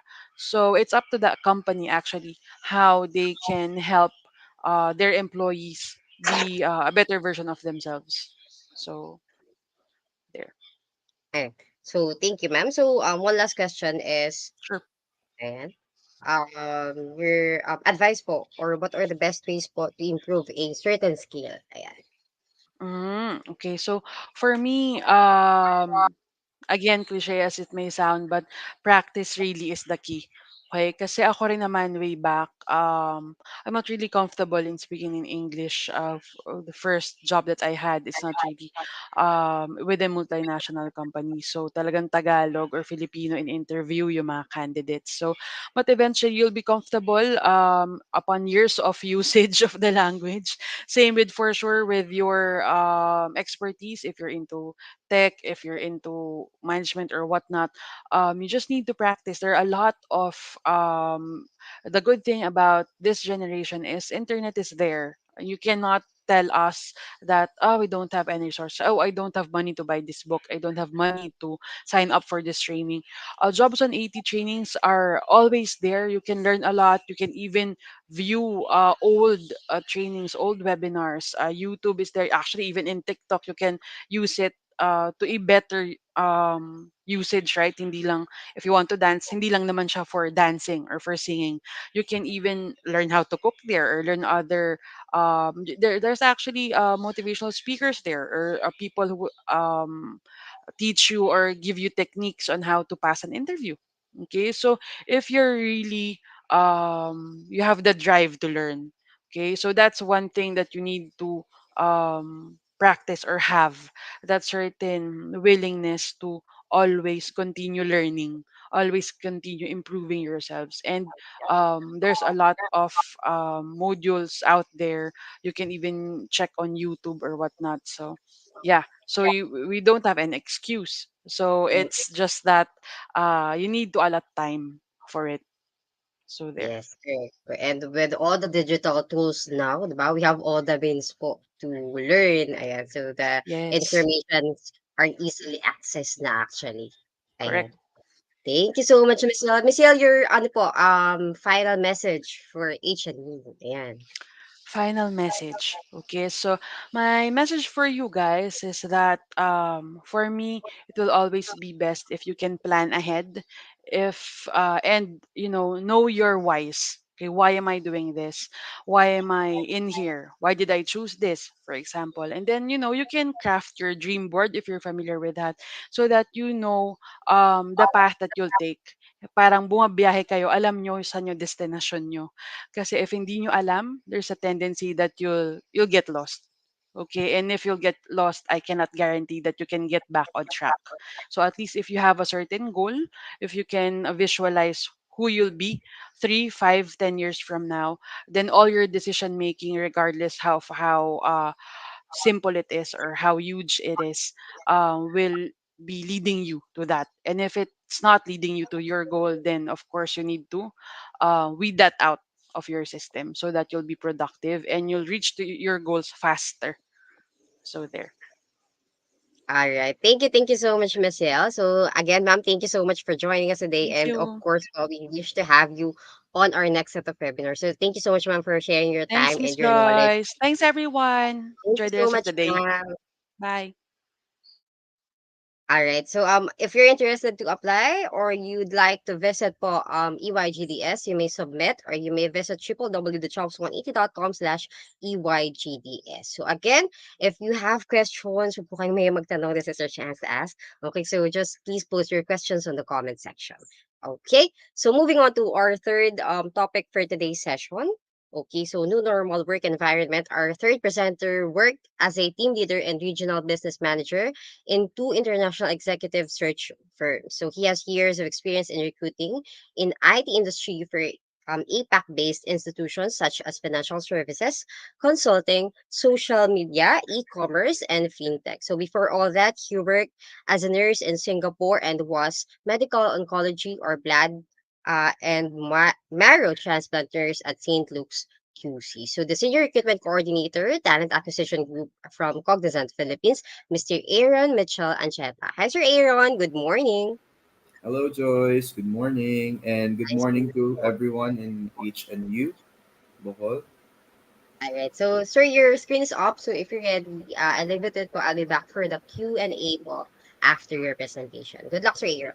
All right, thank you, Joy. So again, good morning to everyone. My name is Aaron, and I work in Cognizant Philippines, and I'm here to discuss with you today the new normal the new normal world of work.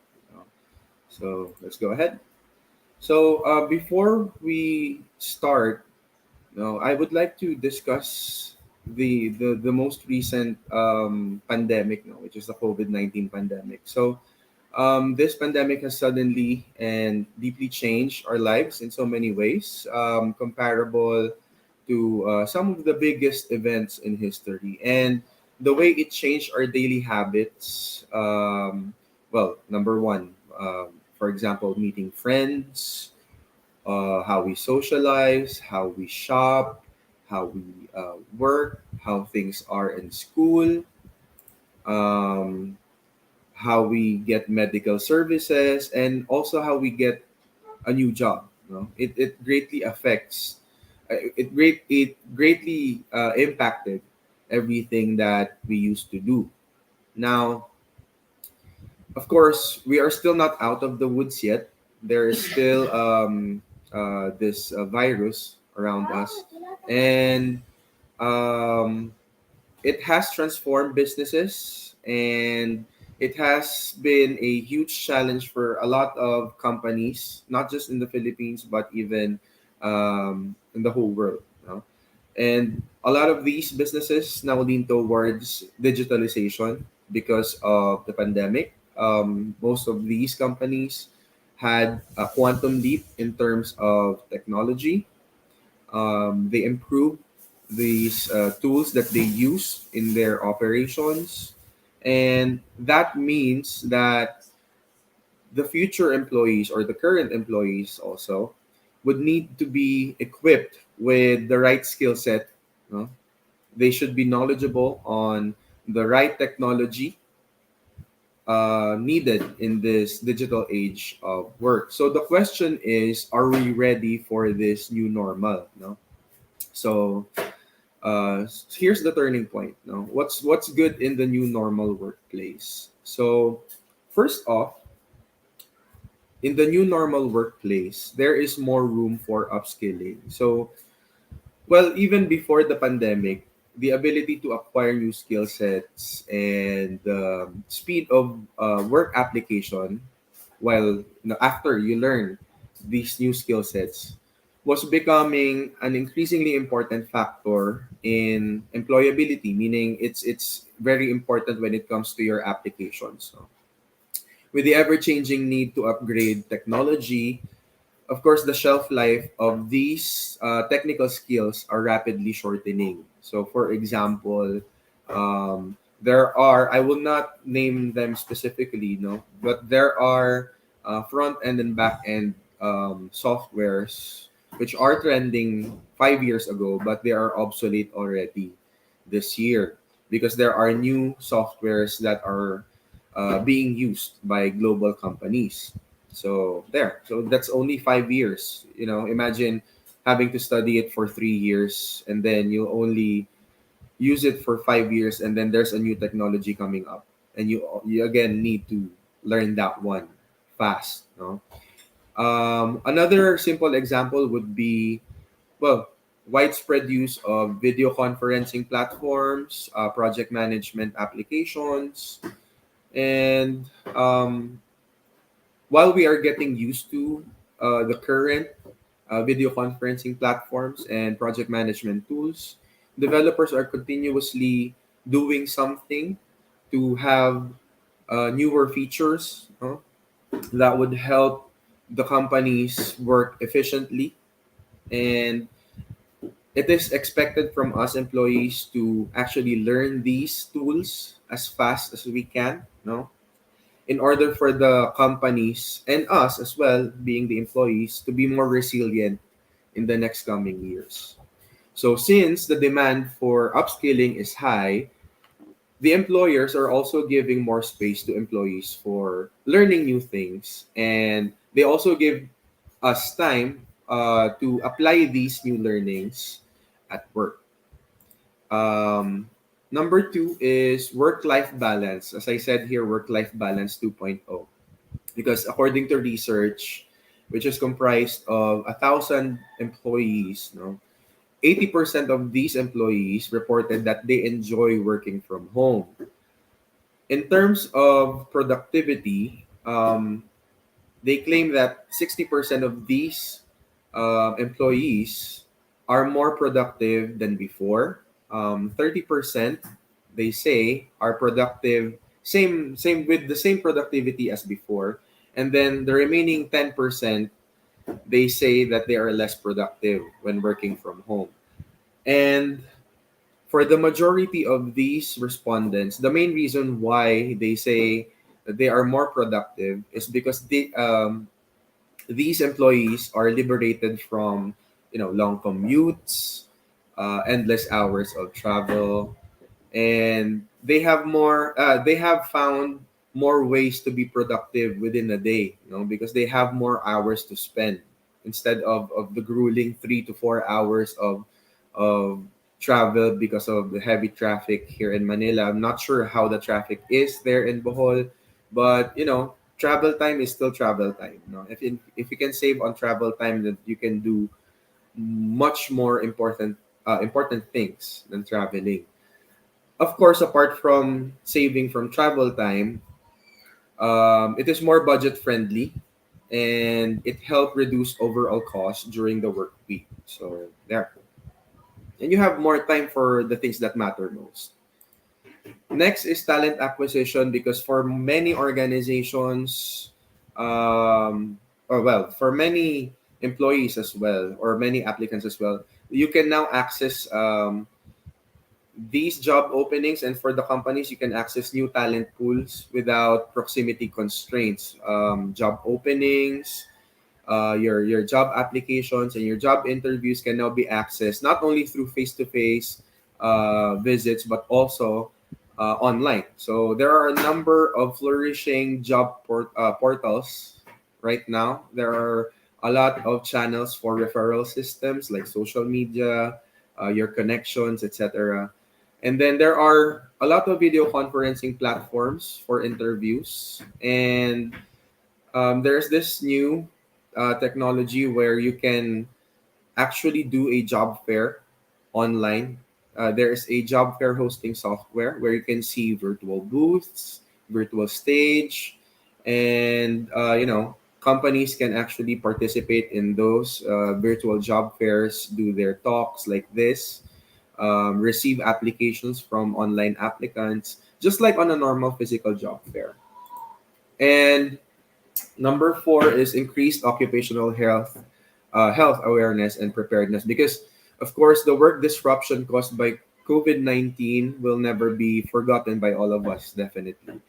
And the measures that the employers and the employees have implemented to maintain business continuity have been a lesson in what to expect and how to respond in future disasters like that. So this has also made us employees more vigilant on the consequences if we let our guard down when it comes to our health. So right now, employers are encouraging employees to not overwork, because that would definitely affect, that will compromise their employees' health. They also encourage employees to find ways to reduce stress, and that's by creating programs like outreach or hobby groups. In order for employers to help release stress from their employees. Um, well, truly, health awareness at work has reached its finest era. No, and last point, last positive effect, well, not the least, to be honest, is full or partial remote work. And it gives an economic breather to us employees and employers alike. No?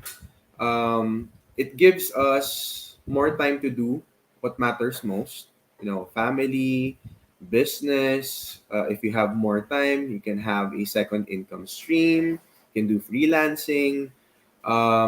It also gave us more focus on improving our health, it helped us recalibrate ourselves to better perform at work. Not just us, but it also helped employers in reorganizing their management tactics. And one of the tactics is, leveraging on leadership improvement, the leadership style that is more engaging and more purpose driven. And not to mention all of those, not to mention there is this reduction on office rent cost, utility cost, and other office costs. So um, companies found its way to sustain this remote work. You know, but of course, if there are positive effects, there are also challenges that we may encounter during this new normal workplace. Now, of course, number one would be immense need for IT support. So, what does this mean? With the rapid increase in the use of technology, during and after the crisis, IT teams have become the backbone of many organizations. 24/7, there should be an IT support ready to help those who are working remotely. If they encounter any issues with their device, with the software, with the tools that they are using, there should be an IT support available. And well, in fairness to Cognizant, there is a good team of IT support, but definitely because of the mass hiring that happened a few years back, the ratio between employees and IT personnel is the gap is huge. Like for one IT support personnel, there are more than what 500 employees that he is supporting. So we are now looking for additional IT support. No? Number two is bolstering safety in the workplace. Although earlier I have mentioned that we are now more vigilant, we are now more aware of the consequences of having COVID-19 and even yung effects niya sa workplace. Companies must still, in maximum effort, implement strict health protocols, especially now that there has been news of rising new cases of COVID, yung new variant natin. So, still, we should stay vigilant, no? We should be responsible. We should still wear masks because I know NCR is at level 1. Bohol, I think, is at level 2, if I'm not mistaken. But let me know, guys, in the comment section if that has been, that has changed in the past few days. No. Number three is improving workplace communication. This has been a challenge even during the pandemic, even during the lockdown period. No. Needless to say, it's important that there is clear communication between employers and employees, and I think this is also applicable to schools. No, nung nag-online class kayo, there should be clear communication between you students and the professors because during reporting, if you chose the wrong words, definitely magre-react ang professors ninyo. And there might be misunderstanding. So, tip ko dyan is communication must be clear and concise.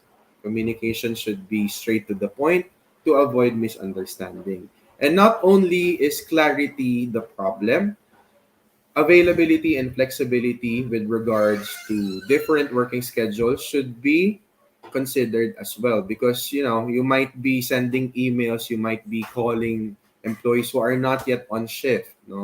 So timing is gold. No, not time is gold, timing is gold. You should always consider your colleagues availability and flexibility, and you should also be flexible.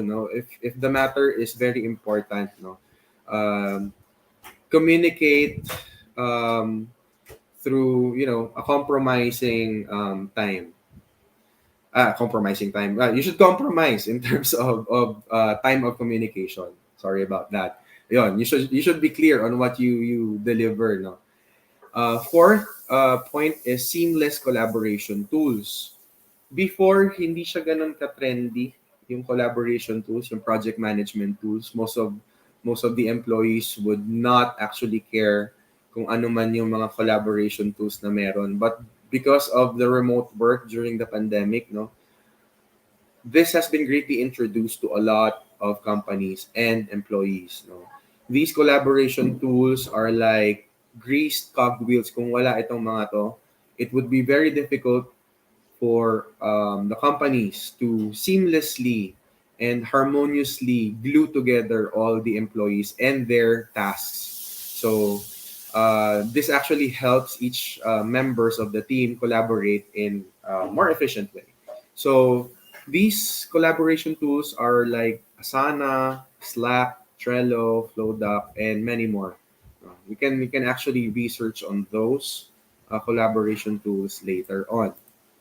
So there, those are the some of the positive points, not all. Those are some of the positive points uh, in this new normal workplace, no, that we are talking about, and uh, those are also some of the challenges that you may encounter in the future.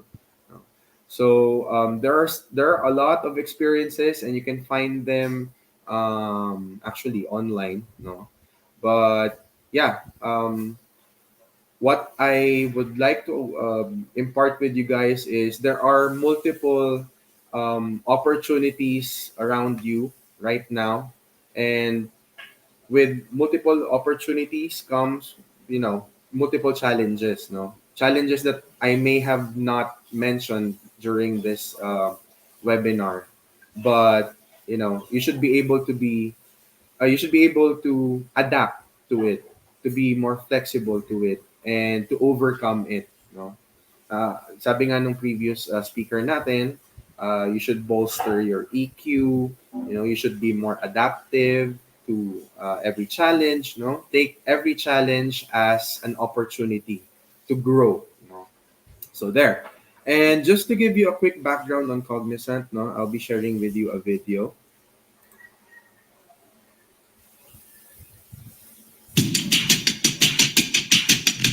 Intelligence is the foundation of any good business. But if every good business has it, how do you stand out?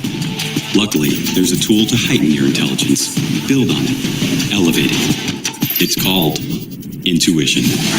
Born from human instinct, some might see it as uncertain or anti-data. But in fact, it's the ultimate demonstration of data-driven decision making. When it's enabled by technology, intuition stops feeling like a hunch and starts looking like confidence. The kind of confidence you get when you work with Cognizant. The business engineers who help you anticipate expectations and act instantly. As if on intuition. The ones that help you employ IoT so you can sense changes in your customers and company. Who crunch data using AI so you learn about trends before they're trendy. Who create software to help you act on your intuition and deploy it in the cloud so you can convert it into products that produce results better and faster than your competition. It's how Cognizant enriches what you know with the know-how to get to the future first. This is intuition, and we can engineer it. Cognizant. Intuition engineered. All right. And additional information. Cognizant is one of the world's leading professional services companies, transforming clients' business, operating, and technology models for the digital era, just like the other companies that are present here today. Cognizant innovates with a purpose, and Cognizant helps businesses modernize their operations now. So here are the scorecards, values, core values, and our primary locations. No, our NCR headquarters are in Taguig, is in Taguig rather. Science Hub Tower 4 in McKinley Hill. And in Cebu, we have 11th and 12th floor Skyrise 4 building, Cebu City. But we have satellite offices, no, here in NCR if you're willing to relocate. So what are the opportunities that we have for you? Um, Mostly IT, but we also have digital business operations, which I will be sharing with you. We have AI and analytics. We are looking for Informatica developers, Python developers, Azure, AWS, big data engineers. For quality engineering and assurance, we are looking for manual testers, functional testers, automation testers. We are looking for Java developers, core Java, .NET developers. We are looking for front end software developers and mobile developers. Okay. And of course, we also have our digital business operations or what we call BPO, like yung accounts natin, no, under Cognizant. So we have video sharing account, we have medical equipment account, retail accounts, fintech accounts, cloud computing account, insurance account, and of course, life sciences and healthcare accounts. I think HNU has BS nursing and other allied health courses, no? So we're also looking for um, professionals like you. So yan. We have other work sites like in Quezon City and Taguig and Alabang, Bataan, and Cebu. Ayan. So if you want to know more about our current job openings, you can visit our Jobs 180 page at jobs180.com/cognizantph. And you can also visit our web page, no? Career page, cognizant.com.ph/careers. So thank you so much and thank you. All right. So thank you so much, Sir Aaron. So to each and you, we are now again opening the floor for questions. So if you have questions for Cognizant for Sir Aaron, so this is the time to ask. And so while waiting for questions for Aaron, so I'll be asking a few questions po. So first question is for the employees who are still struggling with the new normal setup, what strategies you can advise po to help employees thrive in this new normal? Okay. Well, it's normal to struggle sa new normal workplace, no? Because it's all new to us, and it's not how our education system for how many years, how many decades reared us, no? They let's be honest, we are not prepared for this big pandemic, no? But we actually overcame it, and there is no way but up with regards to this. So I believe most of the universities right now are gearing towards training our future professionals in actually managing these new technologies. No, so for those who are now for our fresh graduate students, no, um, if you're already hired or if you will be hired soon, surely there will be struggles, but um, you should learn to adapt. No, your adaptability should always be on the go. No, because this is an ever changing world. It's a fast paced changing landscape. No, especially if you're dealing with technology. If your course is in IT or computer science or engineering, um, kung sa umpisa pa lang medyo nagsa-struggle ka na, then you should boost your adaptive uh, skills. Kasi nga, yung technology natin, they expire in just a few years. And um, you always have to have this passion to overcome, passion to learn new things. No? So that's how you adapt. You just accept change. No, hindi pa pwede na ang hirap naman ito, ganyan. Hindi na pa pwede sa age na to yung ganong klaseng mindset. And adaptability and flexibility is actually a skill, sir. So Yeah. if you're not adaptive enough, diba? So it's kind of hard talaga to keep up with the new normal setup.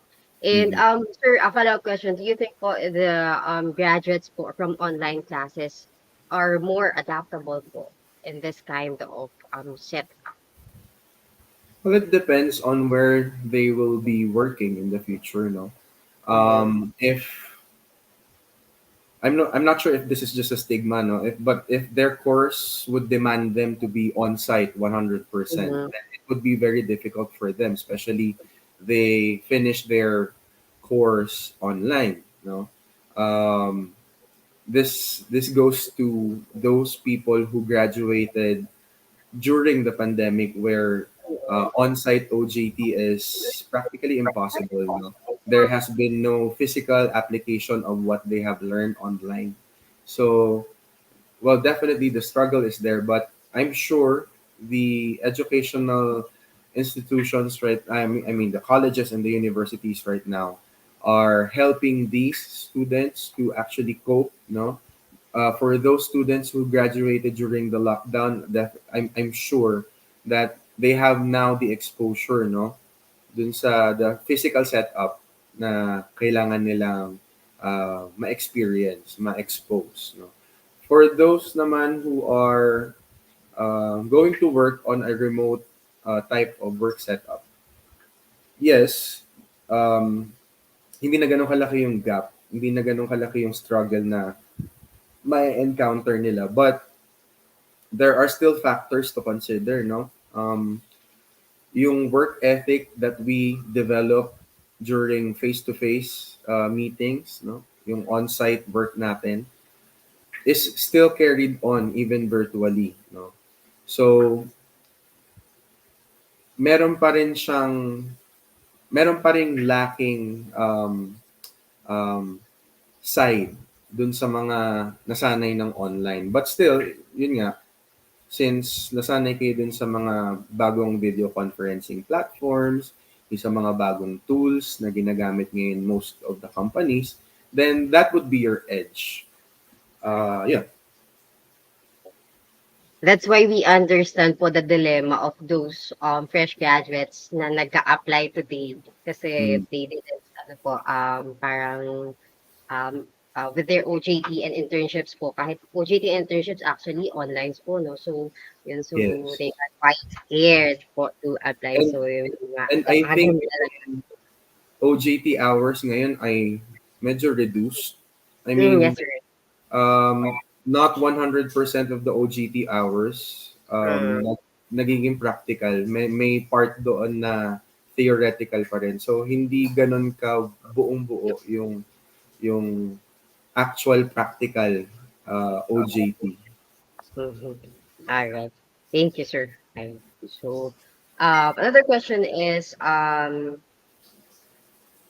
long does it take to adapt to a new environment? May timeline po ba? Well, actually, wala naman.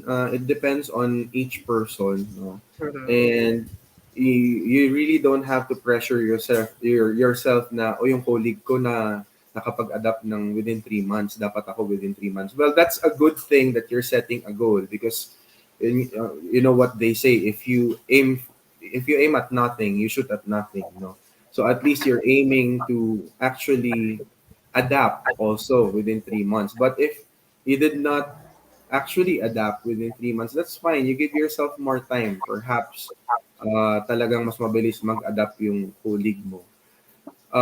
The most important thing is your willingness to accept, new things, your willingness to accept changes, because that is one integral part of adaptability, yung acceptance mo sa changes. And there are changes a lot of times, especially at work, minsan gusto nung manager mo na ganito yung structure nyo as a team, tapos biglang iba na naman, tapos biglang ibabato ka sa ibang manager. So hindi pa pwedeng pag ganun na nangyari magre-resign ka agad, no? You have to adapt to those changes, and you have to show them that you're an asset, no, sa company na yun, because whatever change would happen, kung may bagong virus man na dumating, or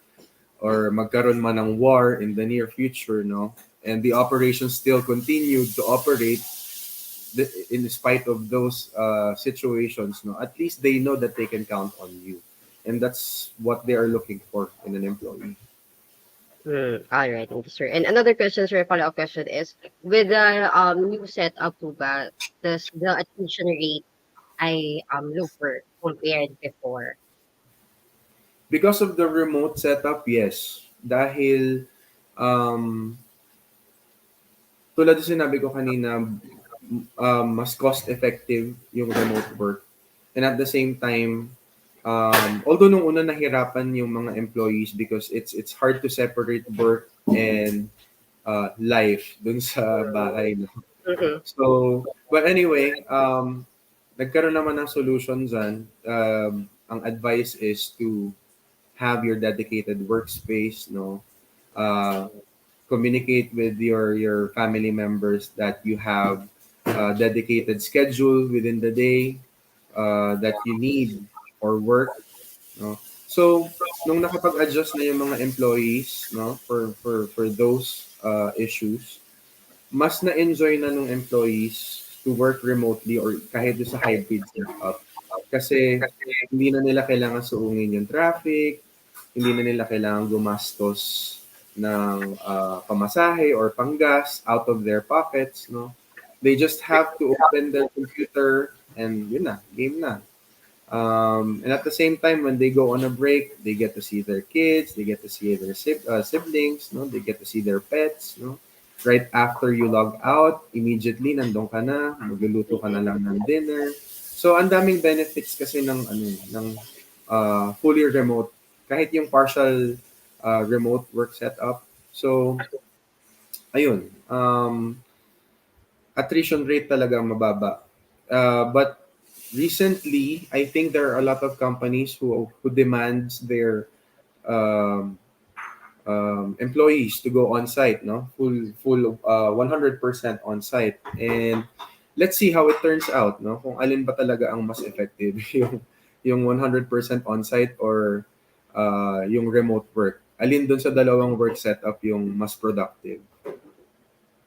All right. So, currently, so meaning po, working remotely improve employee satisfaction and productivity and efficiency.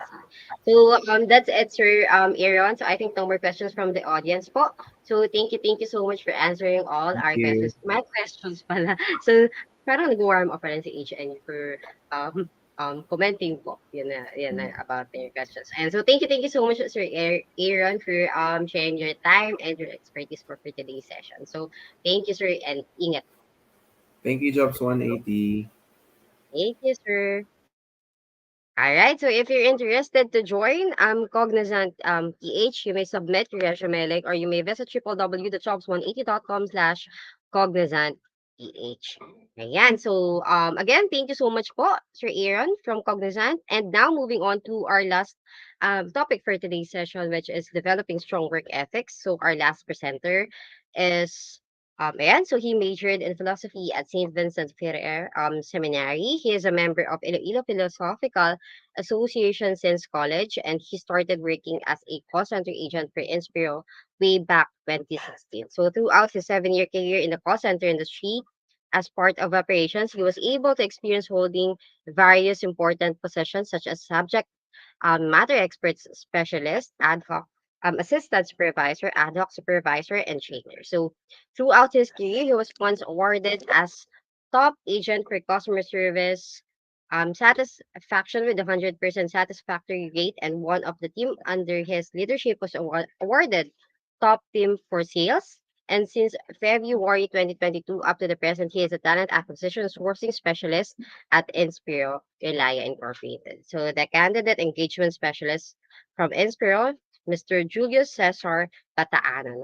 Hi, Sir Julius. Good morning po. Ayan, good morning pa rin. Hello, good morning. Good I'm really morning, sir. happy to So, be sir, your here. spin is up. So, if you're ready po, I leave it to it po. I'll be back for the question and answer portion after your presentation. Good luck, Sir Julius. Thank you. All right. All right, everyone. I'll be discussing developing strong work ethic. So I think this is one of the key components, right, for someone to be ahead of the curve, to be ahead of the competition. So we will discuss developing strong work ethic for you. All right. So,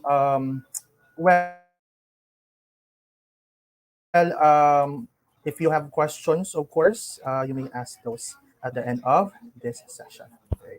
So, let's proceed. One moment. So, developing work ethic, right? Strong work ethic. Well, let's start from defining work ethic. There are so many definitions attached to the phrase. So one that I found online says it is the ability to maintain proper moral values within the workplace. It is an attitude that shapes the way an individual performs his job duties with high moral standard. Right? If we're going to use simple definition, um, well, we could go with the one describing it as a set of values of moral principles an employee uses in his or her job, and it encompasses many of these traits. Okay. Work ethic, right? So there are a lot of values and moral principles that need to be followed by both employers and employees. And well, what are those, right? So that's accountability, honesty, respect, reliability, responsibility, integrity, focus, humility, discipline, professionalism, proactivity, transparency, cooperation, dedication, dependability, and you have to be positive, right? So these ethics are sometimes implemented by employers or organization. There are ethics that need not to be defined by the employer, but are common ethical behaviors employees need to exhibit. Right? Imagine exhibiting these moral values and moral principles outside work. Right? It will be nice. So that's work ethic. Right. Well, next is we will discuss on the importance of work ethic. Right. So basically it improved job performance, right?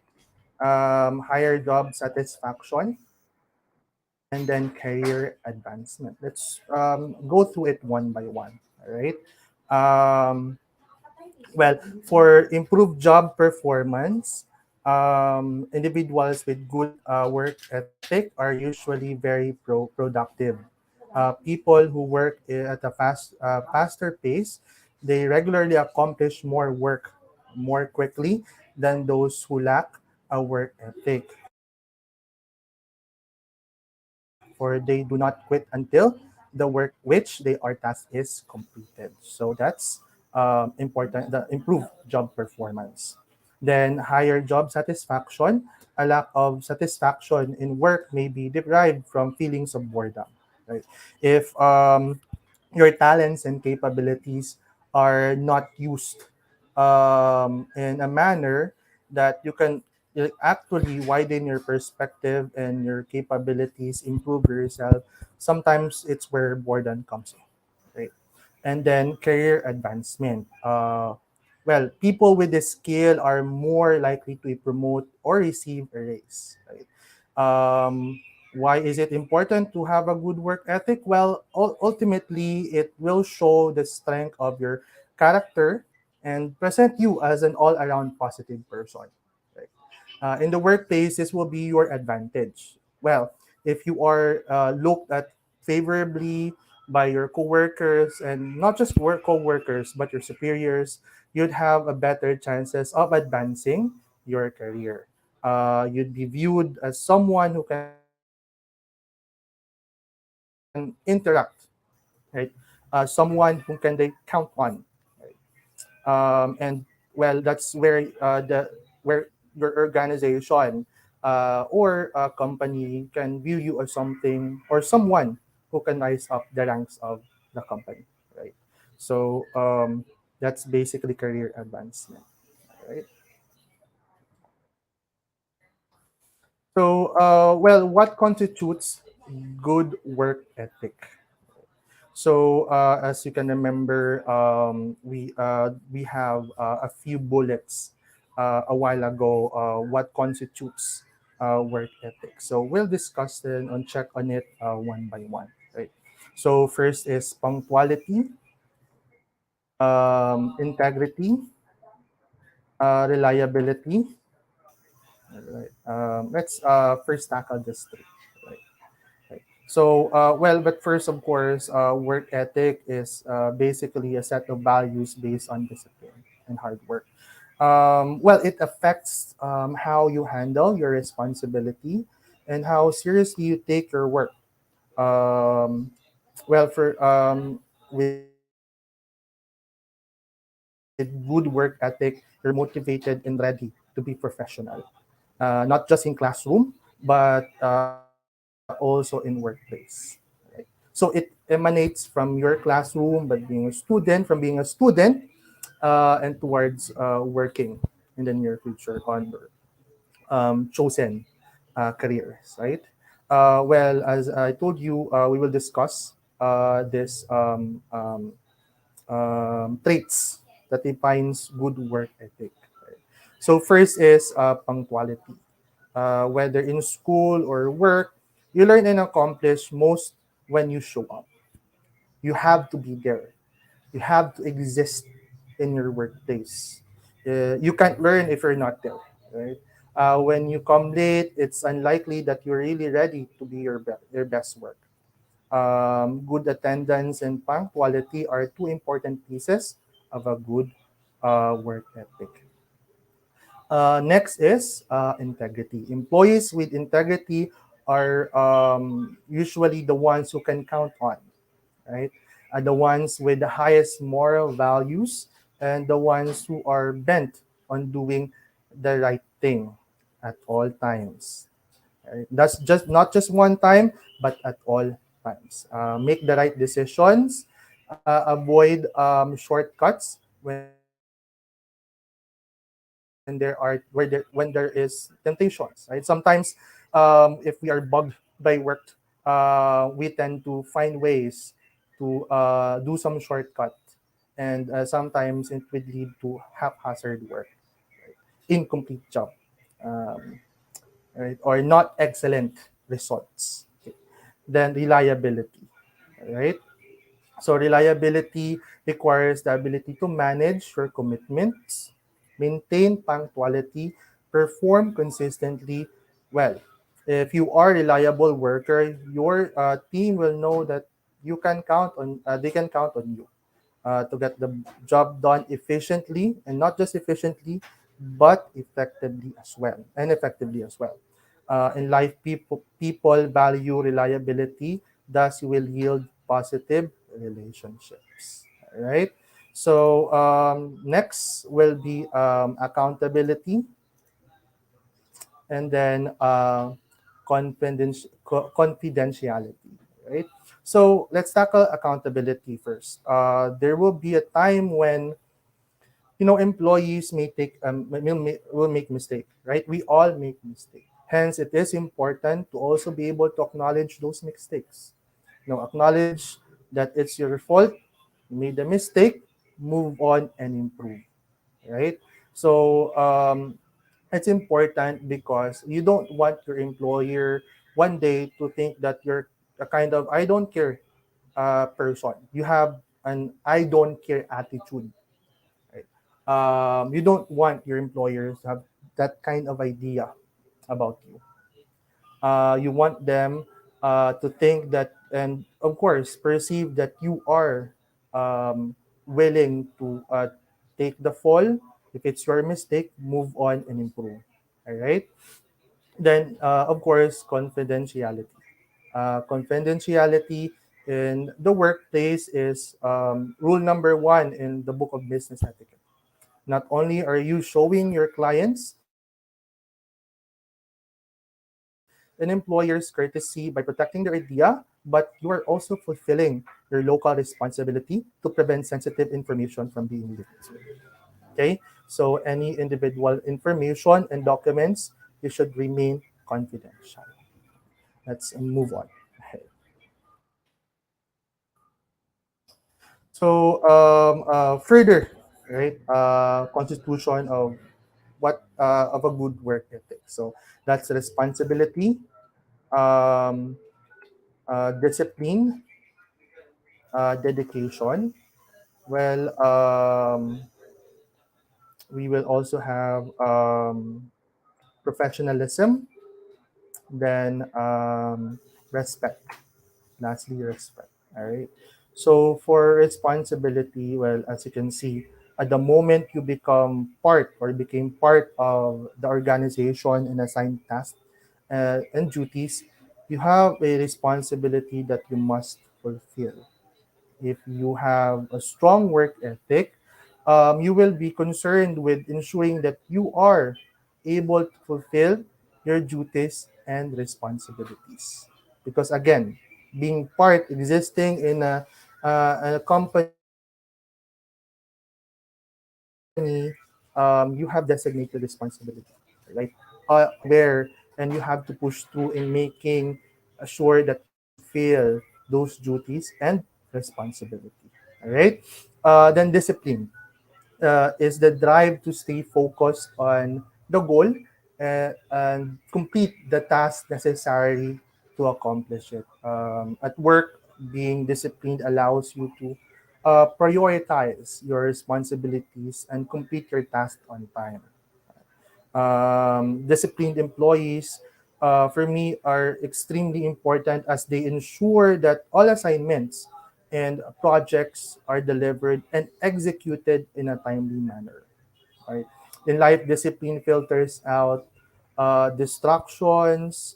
You can zero in on what the end goal is and aim efforts in achieving your goal, in achieving those. Right? Then dedication. Dedication means focusing for one day and you're on the right track. For me, it's basically continuing until the job is complete. You only have one focus in making sure that you're not just doing something that is good enough, but aiming to be outstanding. Not just being good enough, but being outstanding. All right. Then next is professionalism. Should be held high and applied to every part of an employee's activity in the workplace. Um, this should include the way they speak, the kind of work they deliver, and their relationship with coworkers and customers. Professionalism is not the job you do, but how you do the job. Right? It's not just your responsibility, but how you take on the responsibility. Not just your identity, but how you act on your identity. That's professionalism. Right? Then respect, of course. Treat people how you'd like to be treated with kindness, courtesy, and politeness. Respect is a key requirement for a healthy work environment, promotes teamwork, and increases productivity, and efficiency in the workplace. Right? If you respect each other, if you have good relationship, I guarantee you, there's a big chance that your productivity will increase. You know, you will have a nice time on your workplace. Not just basically, your day will not just be transactional, but you'll be able to enjoy working in such company as long as you have respect to each other. All right, that's that's all. Let's go to the next part. So let's tackle at this point the steps for developing a strong work ethic. Okay. So first is practicing punctuality. Next, developing professionalism, cultivating self-discipline, using time wisely, and staying balanced. All right. So let's go through this one by one. Uh, first is first is practice punctuality, right? Meaning develop the habit of being on time or early for all appointments. Whether in school or work, you learn and accomplish most when you show up,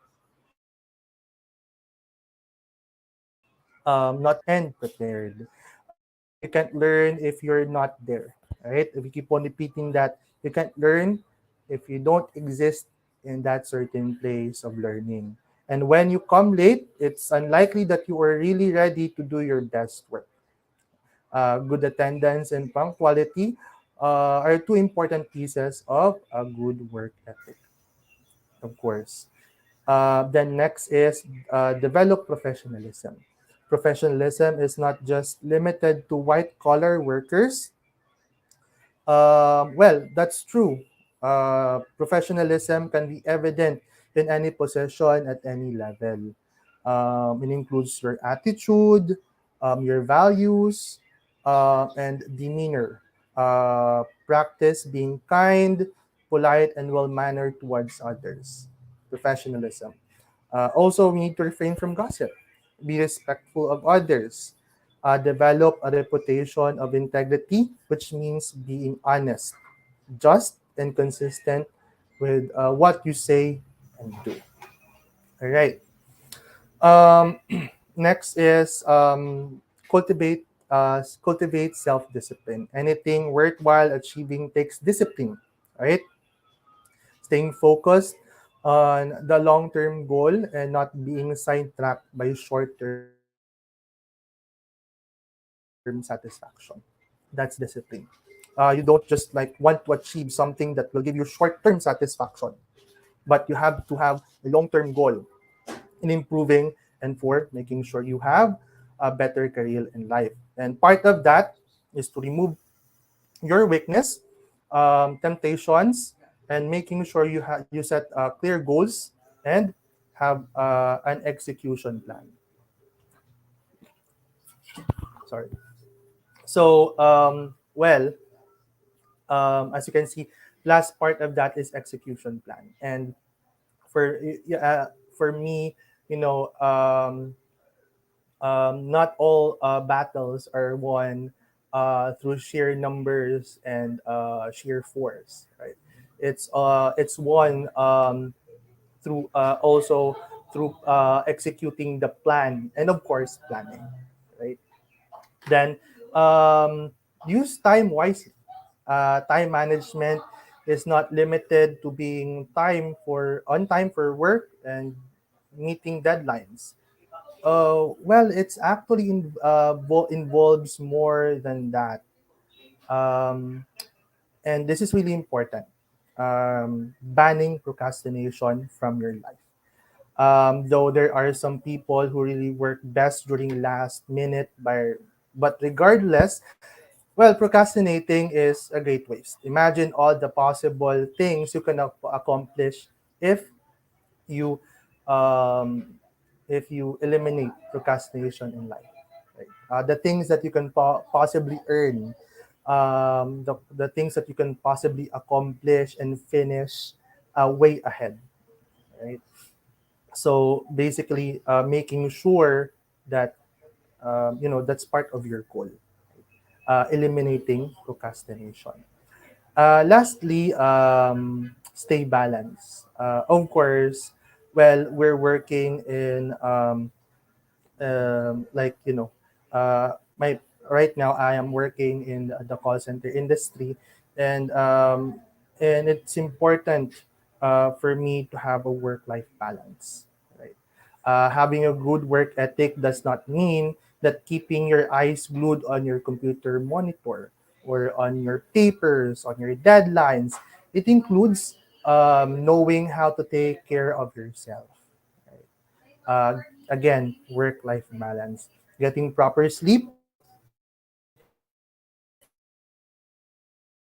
eating right, taking time to relax and recharge, sleeping properly, making sure that you rest and eat well, keeping your mind clear, right?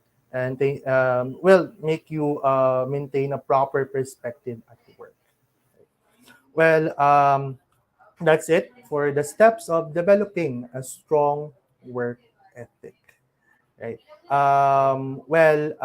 Before we end the session, I guess I just want to leave this phrase, a thought process. Right?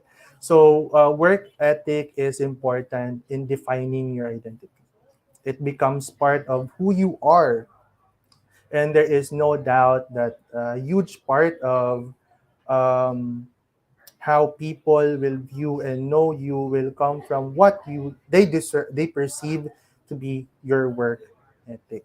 So basically, and how I understand these lines is work ethic becomes you. It's part of your existence. It's being someone who has good work ethic, right? So because hard work beats talent, when talent doesn't work hard, right? And through work ethics, even if you don't have talent, sometimes, well, you can go up the ladder and reach your goal. That's how important it is.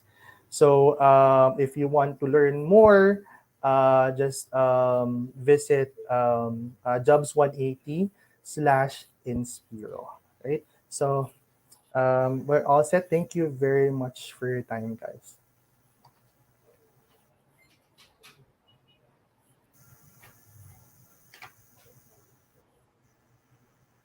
All right. So thank you so much, Sir Julius. And again, so if you have questions, HNU for the last time, ayan. So you can post your questions in the comment section. So while waiting, sir, I'll be asking questions, pop your questions. So Sure, first question absolutely. is, can you hear me, sir? Oh, of course, of course. Ah, all right. So first question, sir, is what would be the consequences if I fail to develop and practice this work ethics po in the future? Well, that's a good question. So, as you can see, there are a lot of things that constitute work ethics, right? Basically, if you're planning to go up the ladder, reaching your goals, like putting up developing and becoming the best version of yourself, Mm-hmm. it will be really difficult. It will be really difficult for you to reach those goals and become someone that is better than before if you don't have work ethics. You know. All right. Thank you, sir. So another question is ayan. So in your own opinion, sir. So in Inspiro po, ayan, in Inspiro, ayan, para medyo sa ano tayo, reality, reality based. Ayan. So in Inspiro po, what is which is the most commonly observed form of unethical behavior in Inspiro? Is there Well, right? that's a good question. Right. If there is, sir. Uh, I've been part of the operations as a call Mm-hmm. center agent. Then um, right, go up the ladder. Where I was able to take on bigger responsibilities. Because basically, Inspiro, um, of course, has all those work ethics, right? In general, we push to have all of those work ethic. Mm-hmm. We basically discipline, um, all the respect for everyone develops a relationship, and when you have this kind of relationship with your coworkers, it will be easier for you to work hard because again you're not perfect. You're not perfect. You will have mistakes, and as long as you you take on those mistakes and move forward, and Mm-hmm. your coworkers respect you and have kind of the professionalism in you, again, you can go up the ladder, and that's why I really, Inspiro is a really big part of me, because Inspiro taught me to become better, to even taught me the things that at first I thought I won't be able to reach, right? So I guess it's a little bit scary, but if you would think of putting all those that constitutes work ethic, it's just inside a beautiful ball that everyone can take on, and that's how I experienced Inspiro, and that's the impact. And everywhere I go, even after I resigned from Inspiro from after 3 years, become part of a different company. Then I'm back with Inspiro as a sourcing specialist. Right, it's a little bit of a love story for me.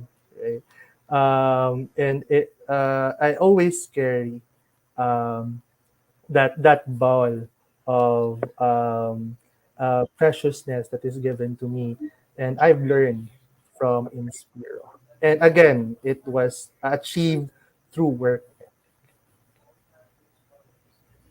All right, thank you, sir. Not sure if it's on my end, pero the sound parang going in and out, sir. So anyway. Yeah, I'm sorry.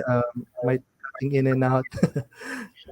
All right. So another question, sir, is for you, Sir Julius, what do you think is the most sought after work ethics and behavior? Well, if you would ask me though, for me is respect, Mm-hmm. right? Why? Because again, if you're working in like on my end, on my perspective, working in a call center industry, well, respect and punctuality. I'm sorry, right? Because again, I believe that hard work beats talent. Right? You can't learn if you're not there. You have to be there on time. You have to be there with the kind of mentality that you want to improve, right? If you're not there, and if you're not there and not respect the work and the work of the people around you, ma'am, I guarantee you won't be successful. Most especially working in the call center industry, or probably in other jobs as well. All right. Mm-hmm.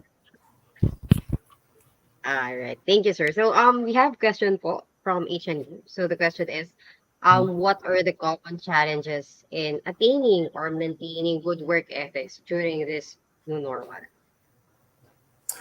Um. Well, number one is discipline. Right?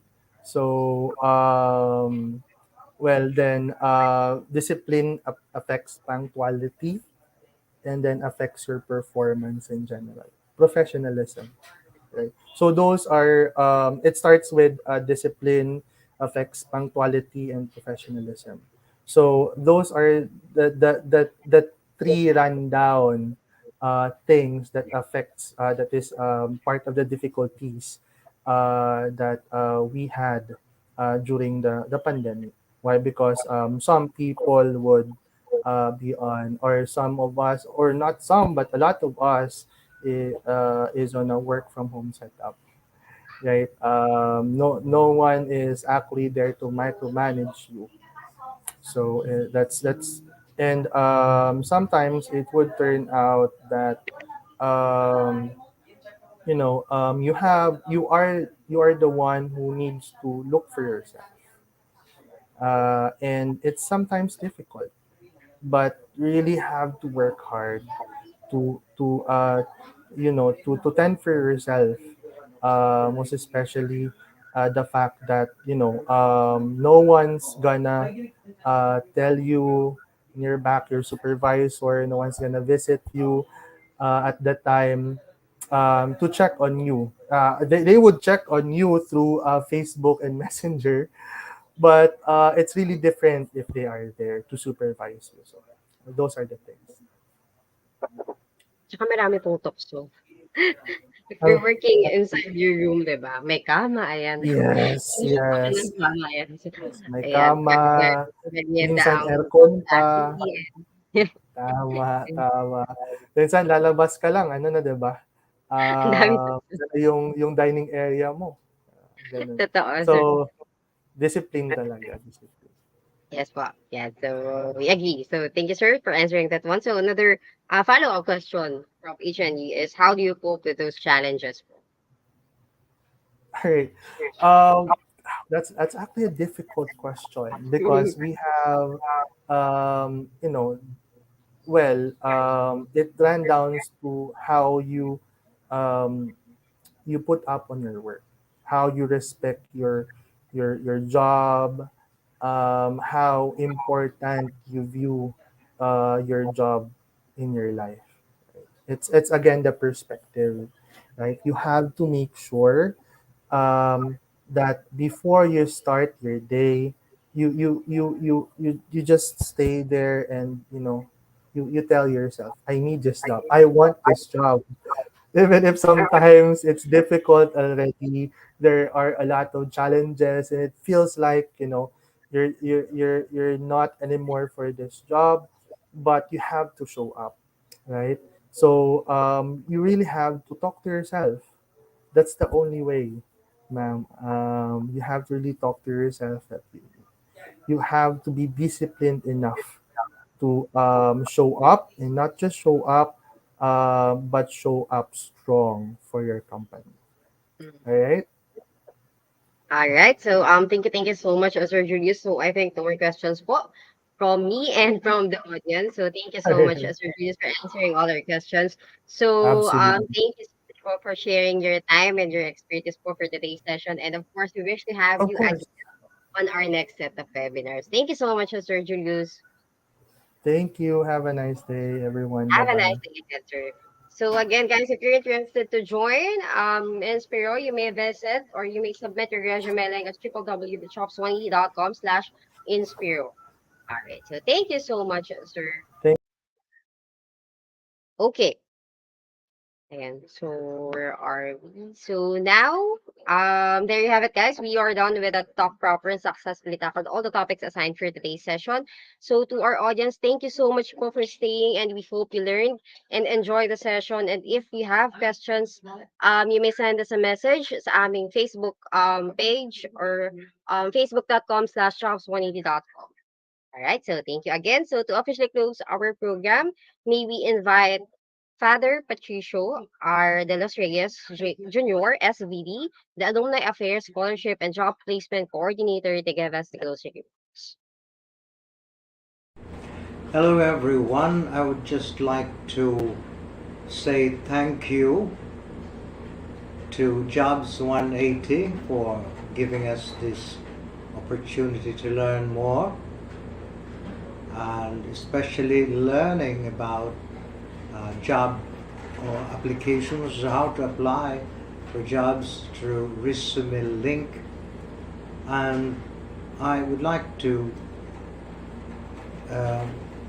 thank Jobs 180 for giving our students, our graduating students, more knowledge, especially what employers would look for on people they would like to hire. These information are very important, and especially also the strong work ethics that have been given to them, that we hope that they can integrate that to themselves. And so I would like to say thank you, and thank you to all the students, the graduating students who have attended this webinar, and I am just hoping that they will continue learning for their own good and their own development. Thank you very much.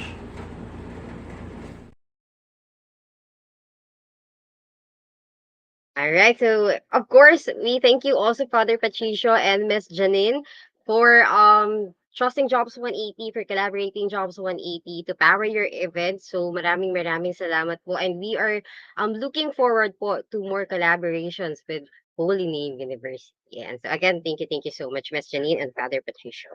So and of course, please do not forget to evaluate this event. So as I've said earlier po, so we'll be filling out two forms po for today's session. So the attendance form and the evaluation form. So this two will serve as your attendance for today's session.